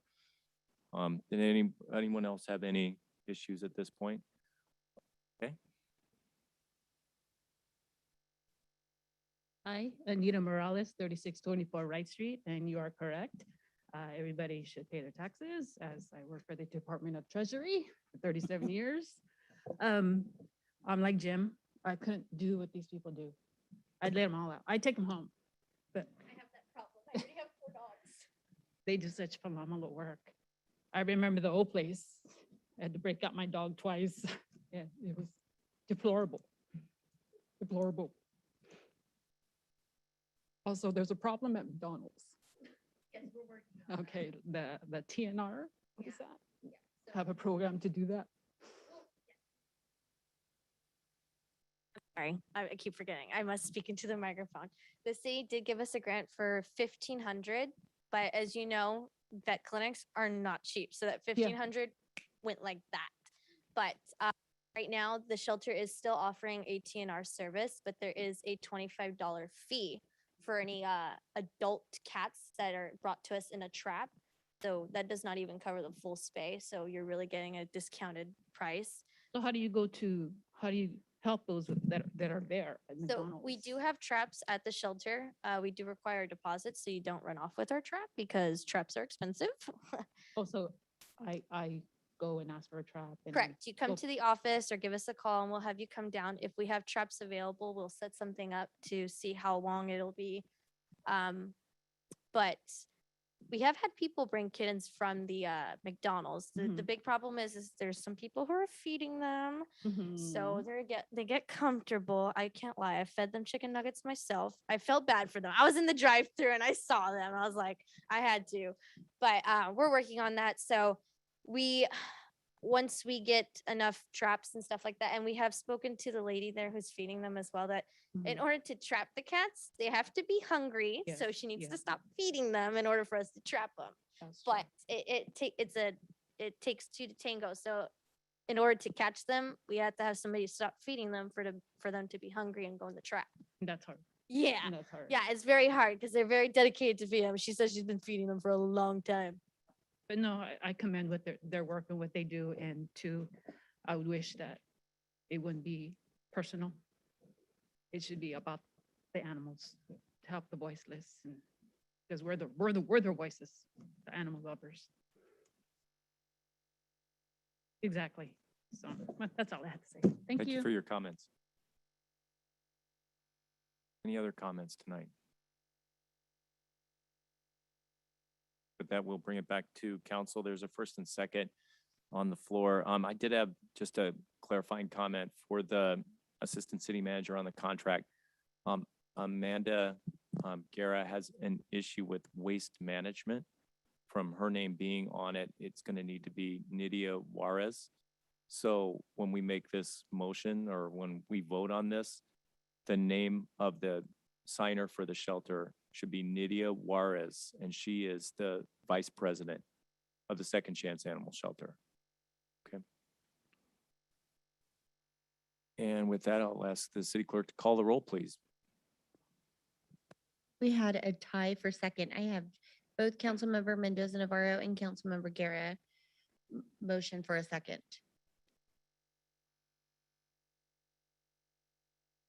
Okay, Councilmember Trujillo, Yes. Councilmember Mendoza Navarro, Yes.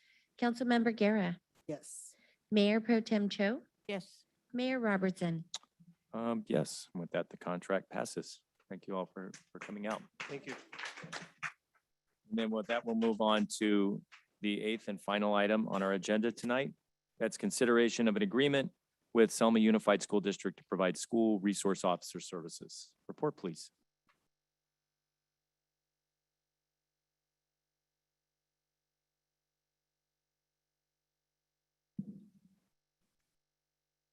Good evening, Mr. Mayor and members of the council and members of the community.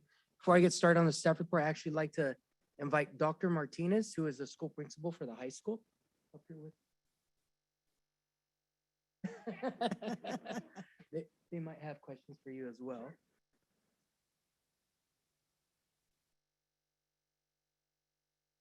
Staff requests authorization for the interim city manager to execute an agreement with Selma Unified Schools District to provide services for a school resource officer for the Selma High School. The city of Selma has agreed to enter into an agreement with the Selma Unified School District to provide one school resource officer to the Selma High School, which will be grades 9th through 12th. The district agrees to reimburse the city 50% of a regular duty law enforcement officer. The primary mission of the Selma Police Department for the SRO is to improve the quality of life for students, parents, school employees, and related community members directly affected by the program. Specific desired outcomes of the program include reduction of criminal activity, the handling of calls for service at the Selma High School, identify school-related enforcement problems, and provide a coordinated team effort between the Selma Police Department and the Fresno County Probation. Due to the school starting on August 12th, city staff is requesting authorization for the interim city manager to continue negotiations with the district to further define the scope of work and to execute the agreement. That concludes your report? It does. Thank you. With that, we'll bring the matter back to council. Does council have any items they'd like to discuss? Any questions?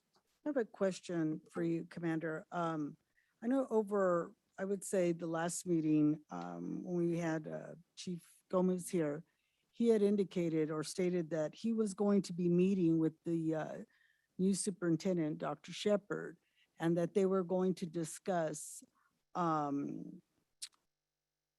the possibility of the SRO if the school was even going to need this, the help of the city.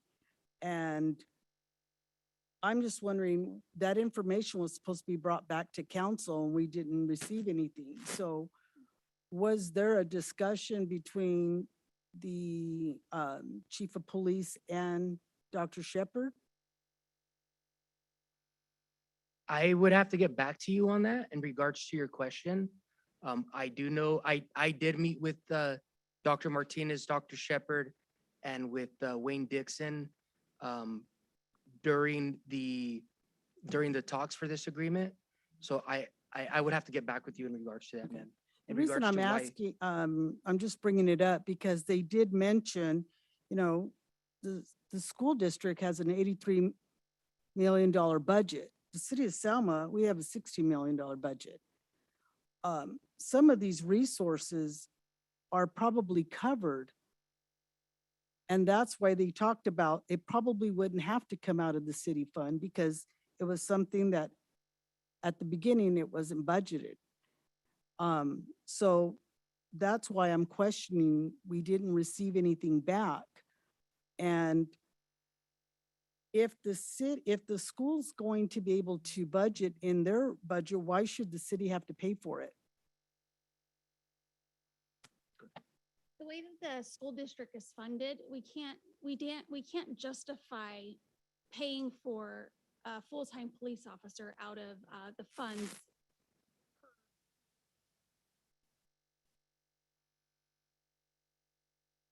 SROs, it's usually the city that pays for the full salary of the SRO. So coming in, paying half and half is kind of a compromise to that. But school districts typically do not fund SROs in totality, but coming in at a 50-50 is something that is done a little more frequently lately than it has in the past. Only two, I mean, the other question is, the previous superintendent made some comments at one of her meetings, at a school board meeting that I attended. And she stated that she didn't like the agreement where it was 50-50 because of the fact that if there is an emergency, the officer has to leave the campus. So that was something that they didn't like because they wanted an officer there all day. With our meeting last week, I think we made a working agreement where we understand what is needed on patrol or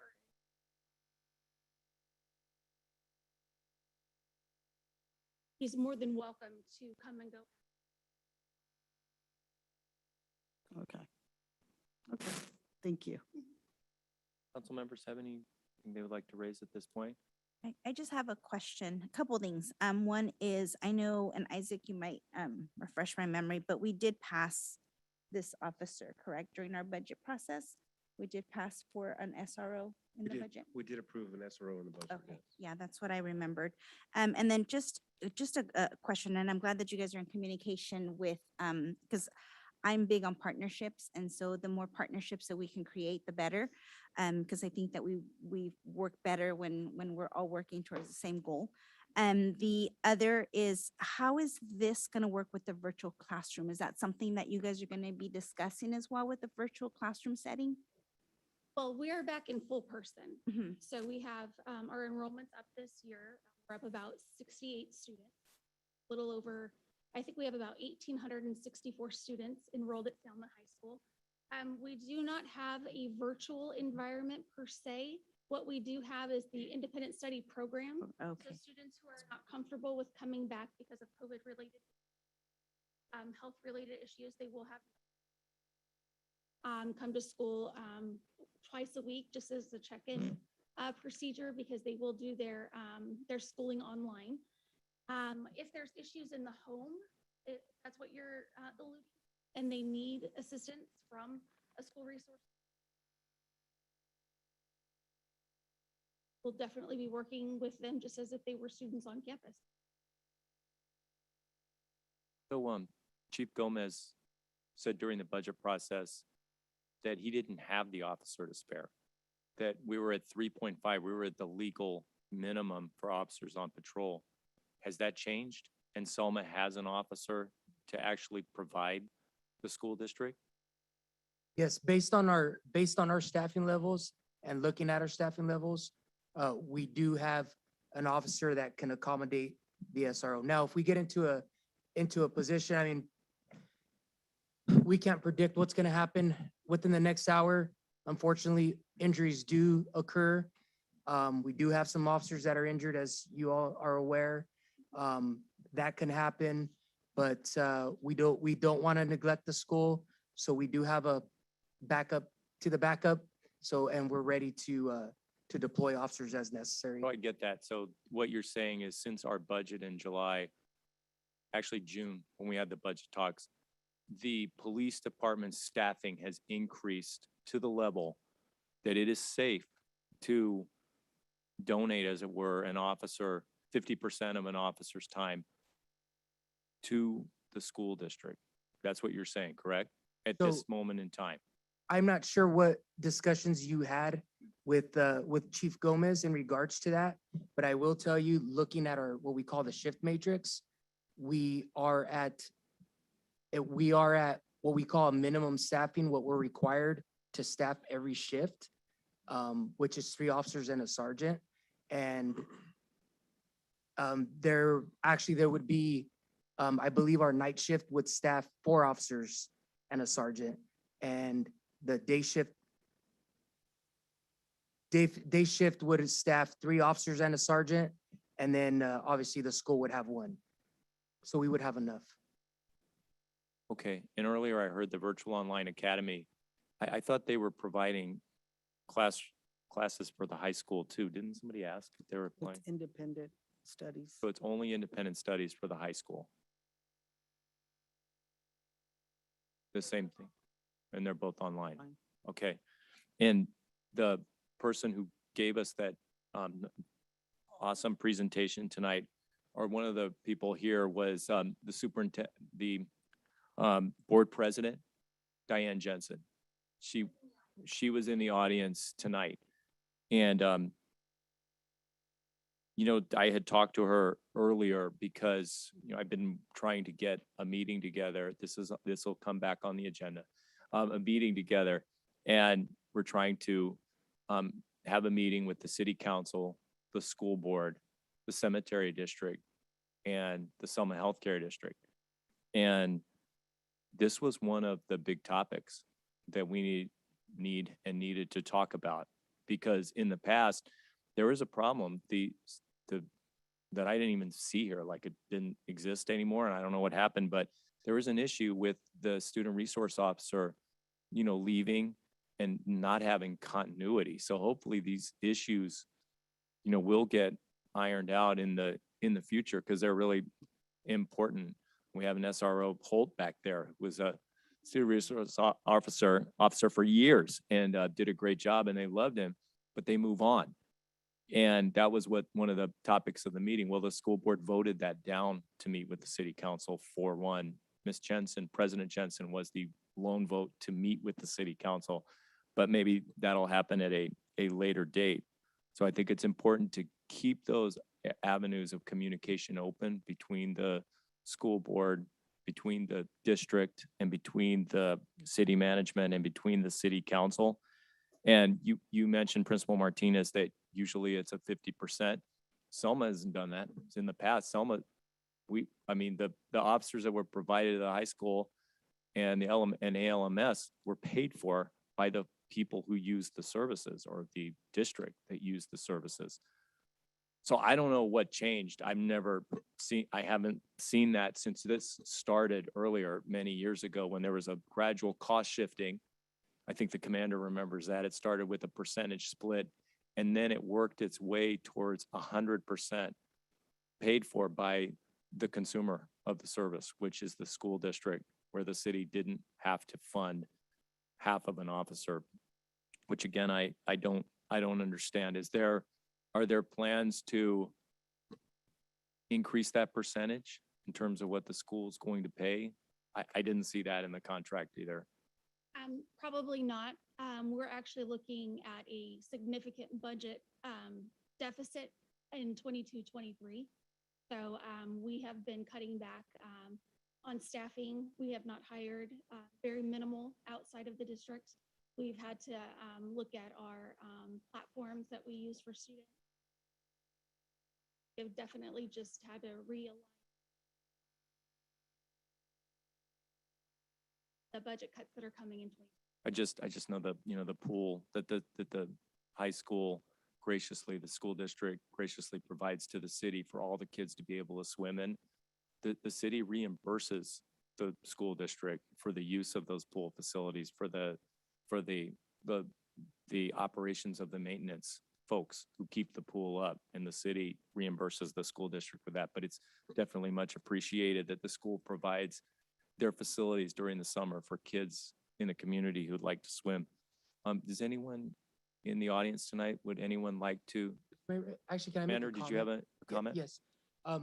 Actually, I will tell you that we have spoken extensively in regards to improving our communication and having a dedicated officer at the school when feasible. And I will tell you, you did point out Sergeant Holt. He is a former school resource officer, and I will tell you, I just appointed him last week as the SRO supervisor because of his expertise. So I can tell you that we are dialed in, and I think we're headed in the right direction. And school hasn't even started yet. Good to hear. Good to hear. Thank you. Anyone have any comment? We have Estelle Gadillo in the back who would like to speak. Could we get the microphone to her? Thank you, City Clerk. Thank you, Commander Garza.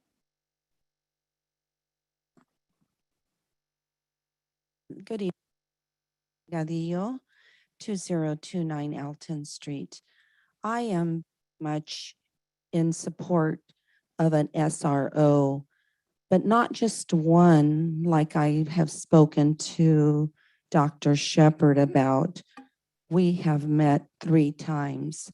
And I indicated to her that we need SROs, one at Heartland, one at 2 at Selma High, 2 at the junior high, and 1 to go between all of the schools, because our stats show some of the highest fights and discipline problems in the state. We also discussed there's already a grant paying 100% for the SRO. And if the city chooses to pay for the SRO, it would implicate Selma Unified School District in the millions they will have to pay back because they are not abiding by their grant.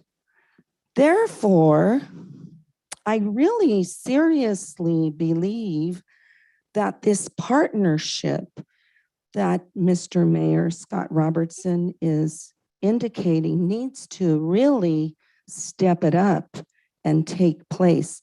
Selma Unified School District needs to be speaking with the City of Selma, and they should not be voting down communications. On the contrary, they need to be all communicating all together. I spoke with Dr. Shepherd a second time, and I told her I was going to do a PRA for all of the communications between Chief Gomez, the RSO officer, the superintendent, and all the school board members. There seems to be some collusion with some of our council members. I was distressed. She was distressed. Thank you very much. Thank you for your comments. Would anyone else like to address this agenda item? 1057 Mill Street, Rose Robertson. My question is today, you guys had closed session on the MOU. Was there any reportable action on that? For the labor negotiations?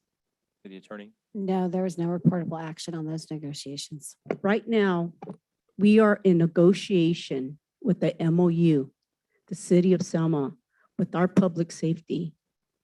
And obviously, there was no reportable action. We need to give our police officers, our public safety, our firefighters, and the city workers here, maintenance, raises badly. And here, the school district gets $83 million. Unfortunately, for some of the school board members like to be on YouTube talking about the City of Selma not having a budget or our financial needs being in an F when they've been in financial ruins since they gotten rid of Mark Sutton. Unbelievable. We should not be paying 50%. We shouldn't be paying any percent. You, city council, should be taking care of our city workers here in Selma, paying them a raise or trying to negotiate money for them first before you go out and try to start helping the Selma Unified School District.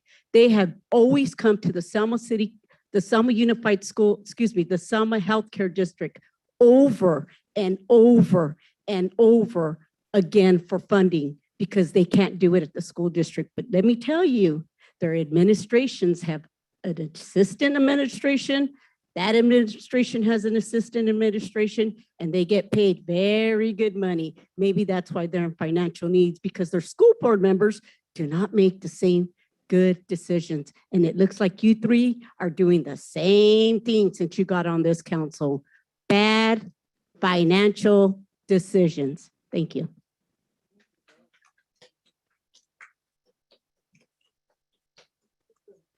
Would anyone else like to make a comment? Okay, but that will bring it, actually, we'll ask the city clerk if anyone's on the phone. Okay, come on up.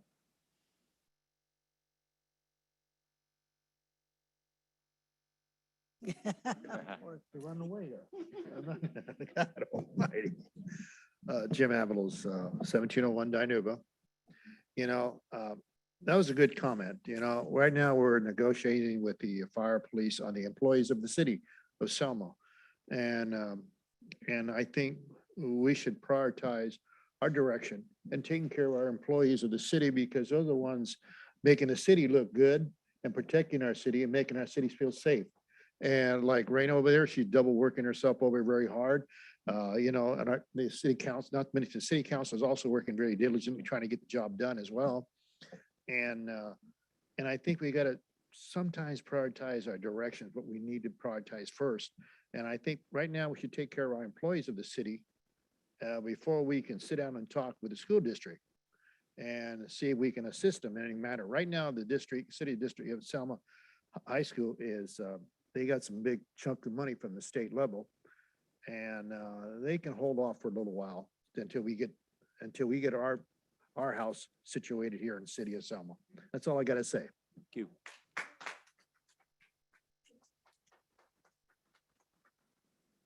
City clerk, do we have anybody on the phone? Hey, Mayor Robertson, we have no callers with their hands raised at this time. Okay, with that, we will bring the item back to city council. Is there a motion on this? Or any further comments? I make a motion to move forward with negotiations or giving direction to the interim city manager to execute this agreement. Is there a second? I'll second it. Okay, so with that, we will, well, since we have a first and a second, got it, I just wanted to add to that on my comment, and anybody can comment after me as well, because I've already commented.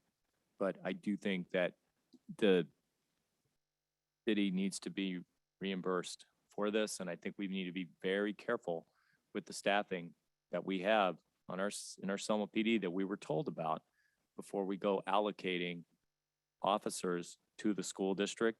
Barring that, we should be reimbursed for the services of the officer that we send over there, not splitting the percentage with them. Does anyone else have a comment? Okay, with that, we'll call the roll. Councilmember Mendoza Navarro, Yes. Mayor Pro Tem Cho, Yes. Councilmember Guerra, No. Councilmember Trujillo, Yes. Mayor Robertson. No. Okay, motion passes. So with that, we will go to staff reports, departmental reports, and we'll start with interim city manager Jimenez. Thank you. City attorney Lerner. No report, Mayor and Council. Thank you. Community Development Director Santillan. Good evening, Mayor, members of the council. No, nothing to report tonight, but I will have a report on our building and planning activity at the next meeting. Thank you. Thank you for that. Finance Director, Assistant City Manager Moreno. Thank you, Mayor, Council. I have nothing to report tonight. Thank you, sir. Public Works Director Shane Farrell. Thank you, sir. Fire Chief Peterson. Keeping the streak alive, okay? Commander Garza. String is broken. Good evening again, Mr. Mayor and City Council. Just like to remind everyone about the National Night Out tomorrow evening. It will be from 4 to 8. Everyone is invited. There's going to be numerous informational booths and just different activities that, so we can engage. That's the whole purpose of National Night Out, just to bring our community together and, meet your local police officers and also your firefighters who will also be in attendance at the event. And the other event that we will be hosting tomorrow as well, I'd like to invite all the members of the community as well. And I believe all the council members received an invitation for the Dr. Stanley Louis Community Room dedication. We'll be having that tomorrow at 3:30. I ask that you please arrive 10 to 15 minutes early so we can get situated. And that will be held in front of the police department. And then from there, we'll do a ribbon cutting and walk into the beautiful community room that will be dedicated to Dr. Louis. Thank you for that. Appreciate it. And I believe Mike Kirshner's on vacation. So with that, we will move on to council reports. Councilmember Mendoza Navarro. I don't have much other than I'm excited for tomorrow's National Night Out. Oh, you moved. It's okay. I did get a booth, so I will be out there if anybody wants to talk to me, get to know me. I'll let you guys know what my vision is. I have no hidden agenda. You guys get to know me. I'll be out there. I'm excited. So I look forward to meeting the community. Okay. Councilmember Trujillo. I last Thursday attended the Bringing Broken Neighborhoods Back. That was a really good meeting. Thanks, Isaac, for being there. I think it's really important for this community to get all the religious and all the pastors together to start talking about what we got to do for our community. It's really nice. Another one is, I will humble myself to this community. I love this community. I moved here in 2000, and I'm going to say this. 6 months ago, I donated $9,500 to the Selma Legacy Youth for basketball courts in the barrio. I will not participate there. I will not go there and give them my time, because my businesses are the ones that make my money, but I donate to this community. I will keep on doing it. I do it with good faith. I humble myself to this community. I will take all attacks, all humility, and everybody that could attack me, but it will not stop me from donating to this community because I love this community. I end it. I respectfully ask you guys, I got elected as a city official. You can attack me personally, but understand, I will continue to donate money to this community and be laughed at and whatever, humiliated, but I will keep on doing that because I love this community. Thank you. Councilmember Guerra. Okay, well, last Thursday, I contacted our community director, Mr. Santillan, and the mayor and I went out to the location of Floral and Dockery, where the Amberwood project's going to start.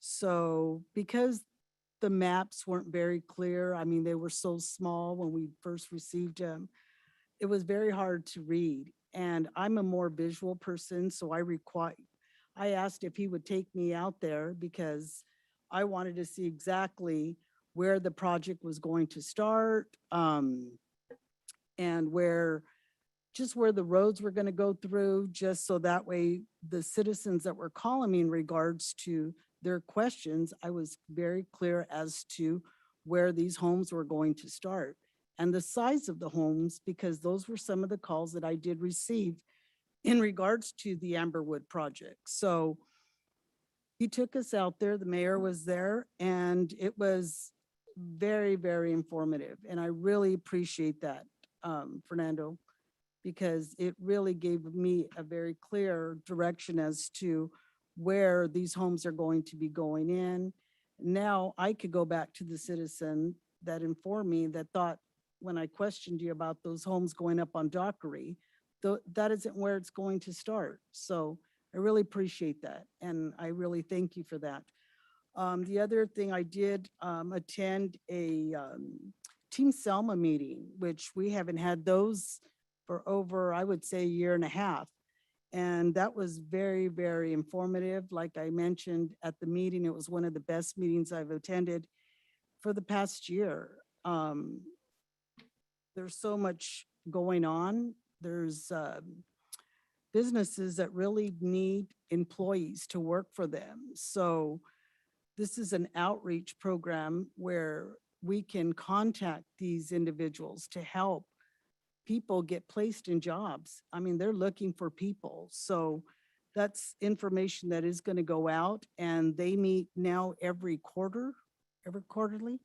So I believe the next council member will be able to attend because it's on a rotating basis and it's very, very informative. That was a great meeting. Also, I attended United Health Center meeting, and what I wanted to say about Team Selma is one of the directors was there from Adventist Health. So this kind of piggies off from what my meeting with United Health Centers is, that with this Delta variant, the hospital beds are filling up again because of COVID. And they're having another surge, which was the same thing that United Health Centers had mentioned. So for those folks that still have not been vaccinated, it's something to really think about. In order for COVID to end, we really need to start getting our shots. Right now, they're still taking the children from 12 and 18, I believe.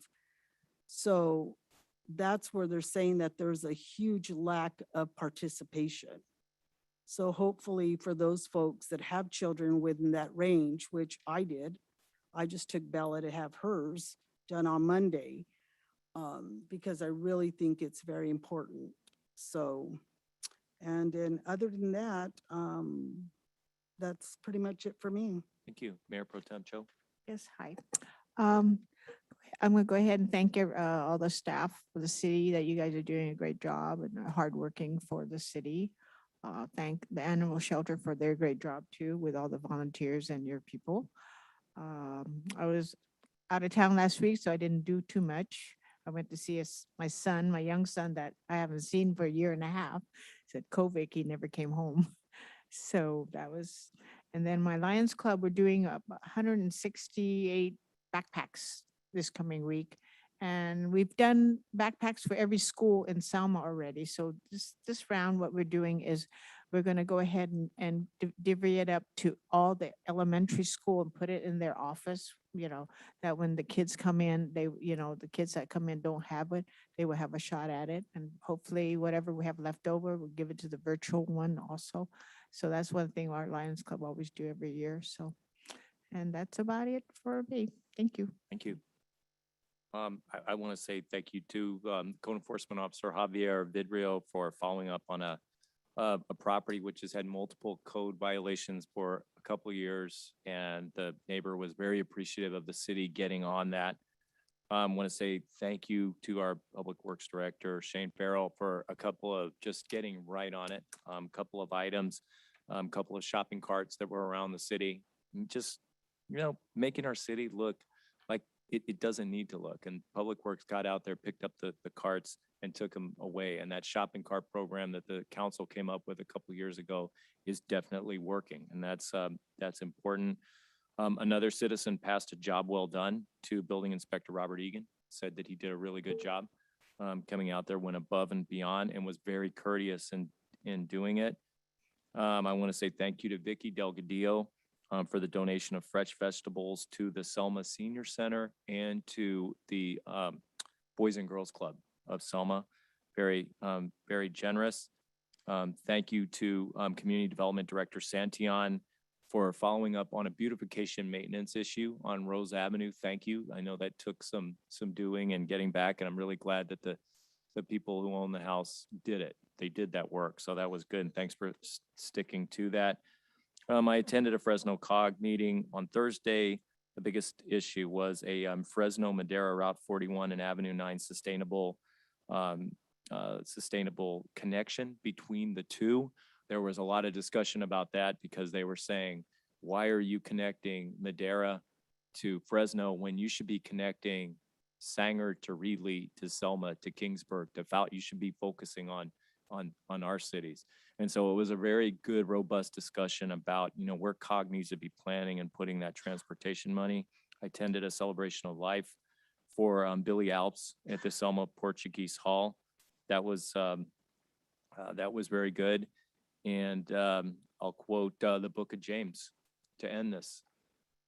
Faith without works is dead. So I want to say thank you, everybody, for coming out tonight. And do we have anybody who would like to make any oral communications at this time to end the meeting? Could Ms. Cadillo get the microphone?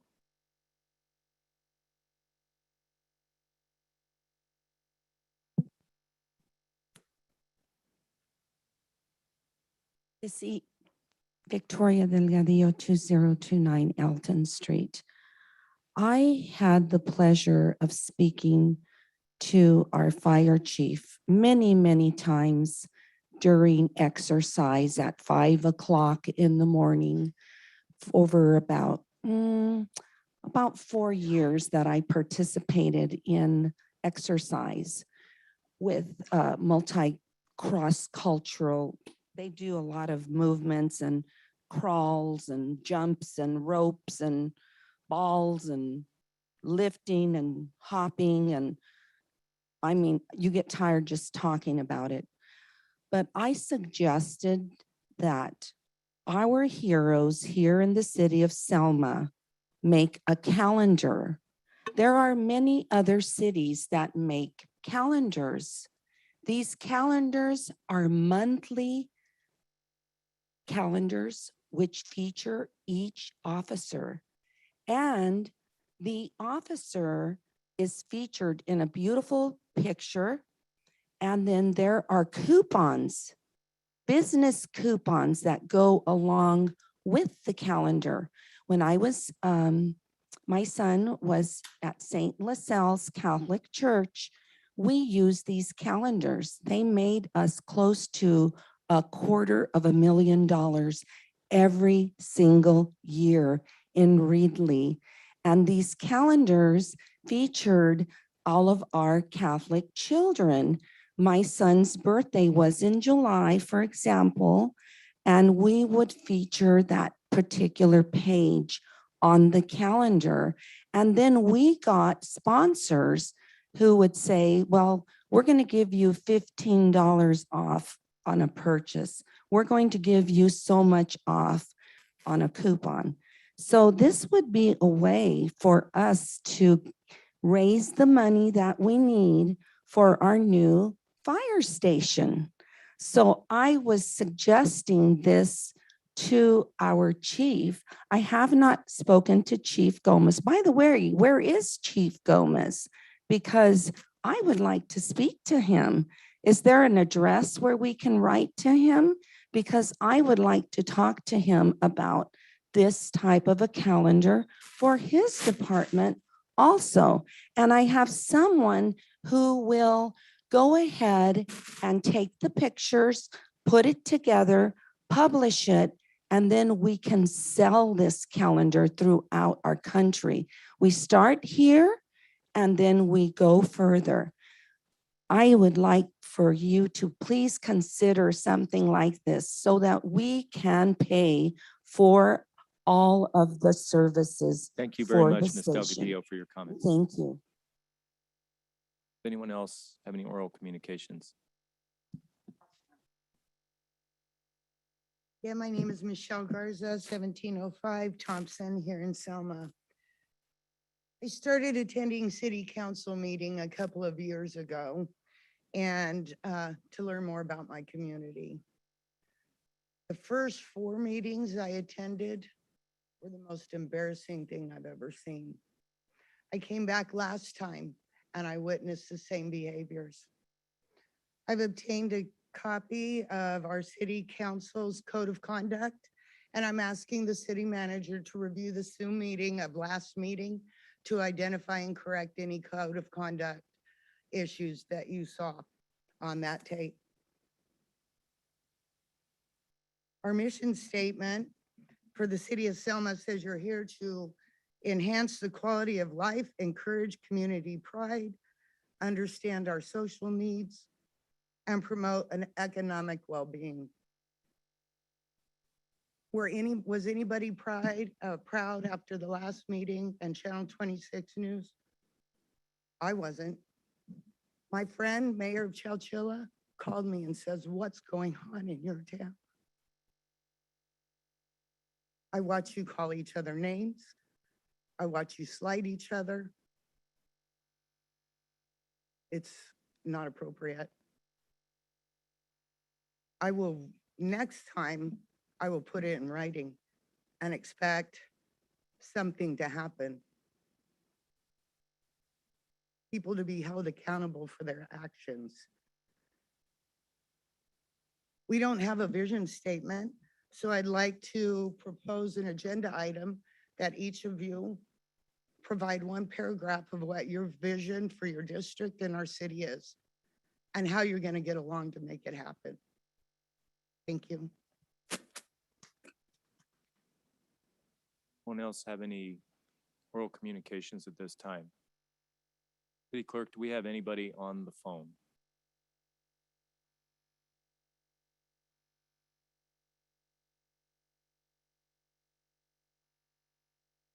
Mayor Robertson, there's no one with their hand raised at this Is there a time. motion to adjourn? Make a motion to We adjourn. are adjourned.